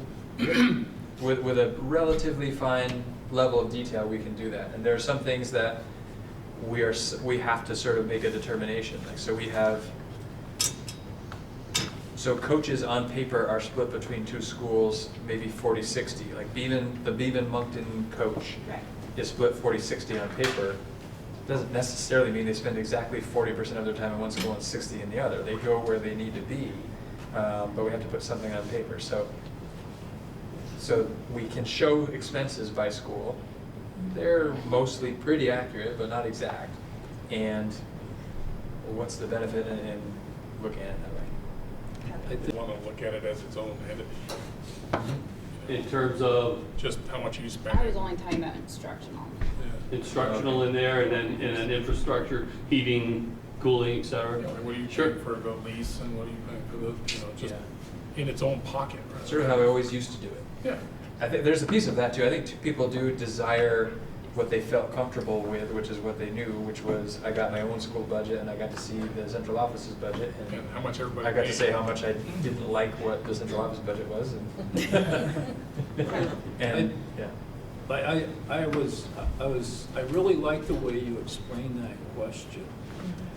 When somebody was asking it, where you went to, we are a 5-building campus. There's a little bit of a nuance to each one. There's some disparities that we're working on. And that whole conversation, I think, is a good story, because you're absolutely right. Everybody wants to like be their own little silo and whatnot. We're not at that point. We're working hard to actually go in a different direction than we've been there. Exactly. So that's just like stirring up old war wounds and stuff, you know. And again, so this notion of equity comes up, right? The goal is not to make sure everybody gets their equal share.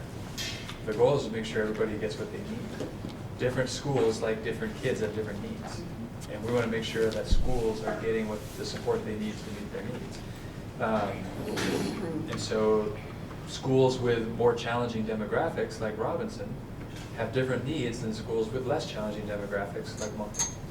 So for Moncton and Robinson to get the same is inequitable. Greater need needs greater service. It's that whole, you've probably all seen that idea of the kids standing on the boxes, the crates at a fence looking at a baseball game.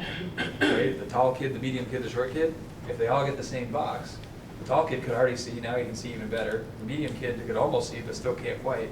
And the short kid is not even really any closer to being able to see. That's inequity, that's equality, and it's inequity.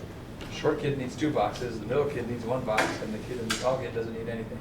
That's equity. That's what we're trying to build. Be great if we That's a just conversation. didn't have the fence at all. Bingo, there's another one. Tear the fence That's down. universal design. Yep.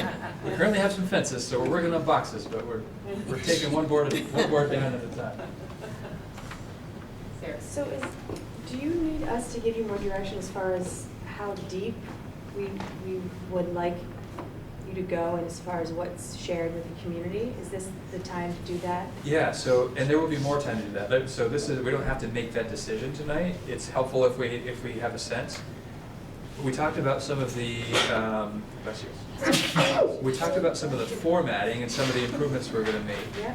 That doesn't change the level of depth, except some of the footnotes, I guess, adds a level of detail. But I would be curious just to hear an initial reaction of, is this the kind of depth, the combination of the sort of single page summary page, or 1 page for expenses and 1 for revenue, and then the multiple pages of detail as you've seen here. Is that combo, is that dialed in where you think it ought to be dialed in? Knowing there are multiple layers of depth we could continue down. No, I think this is, I think this goes along probably 90%, 95% of the way for most people that will show up to answer their questions, because after that, I think people, It's really over. It's really paper clip Yeah. hunting. Yeah. No, I think this is. I think that fabulous. Krista's point too, though, some kind of a little header narrative to go along with it for any sort of just overall district shifts or something. You know. When you're saying that for each section in the detail, or are you talking about a narrative on the summary? Summary. Doesn't the chair letter address Sometimes that? it does, but in the past, we've had 1 page that says dramatic changes, or, you know, the big picture look at what's changing. And Some people read the letters and some people don't. So Right. even if it's the same information in a different way, in a different place. Right. This was there's just a some bulleted, benefit to that. you know, like, health insurance went up this much, this went down this much, this did this, like, it was, you know, maybe 8 things that were major drivers. That was what it was. Right. Drivers. Driver. Anticipated drivers, that's what it was. And even if we were to keep this, the detail, 1 to 2 sentence narrative for each detail, that way somebody looking at this can read the narrative at the same time and not have to flip to the chair letter or flip to the summary page and try and find it in the detail kind of thing, just to, you know. One thing I considered when we were doing this was just turning it this way. and putting notes out on the end of those lines. Yeah. You know, and that might have, as we put it together, thinking of it in booklet form, I structured it this way, which is why you got the asterisks. Whereas if I'd gone this way, I would have just put them right there. And that might be a cleaner way to do it, to get the information right next to the number for anybody who needs it. Rather than going down and back up to the line Yeah. and that sort of. I mean, there's no bad way to do it, it's just what works. Problems landscape rather than. So what if we, so because we have some time, right, so we're thinking ahead of producing the annual report, which would follow the, I think the adoption of the budget. That's sort of, we go right into adopt the budget, warn the ballot, get the ballot ready, get the annual report ready, all those sorts of things are triggered then. What if we come back at a future meeting, maybe at the December 17th meeting, but that's right around the corner, that feels tight. But at least that by the January meeting, you see a cleaned up version of this same format, and we could make tweaks from there before it goes into the annual report. Does that feel like a good process? Is there a way to maybe share it with the board so we could look at it so that we don't have to wait until January kind of thing? A little dicey in terms of. I don't think we can share, I mean, we can share stuff for calendar or, you know, agenda packets. It does feel like it would effectively be the board doing board work it does. outside of an open. Yeah. I think I could clean this up with a lot of the stuff and at least have a cleaned up version based on this feedback for you to look at next week. Even if the numbers don't quite yet tie, knowing that'll formatting. Don't kill me on the numbers. But get the format, get the way it looks, the way it flows, and I would love to be able to get that to you, and you can give me some more feedback and tighten it up for that next meeting and maybe be exactly where you want to be. I'm all in on that. Yeah, let's shoot for that, and that means it would have gone out in today's packet. So we'll just send it out as a separate attachment as soon as we can, ahead of that December 17th. All right. Maybe that morning. I'm making a motion. That was like Making a motion to go home. Are you making a motion to adjourn? Yeah. And there are takeout containers for the lasagna. So please, there's meat and veggie. Thank you for getting all that. I didn't, that was not me. Thank you to Kathy and her team. Yes, thank you, Kathy.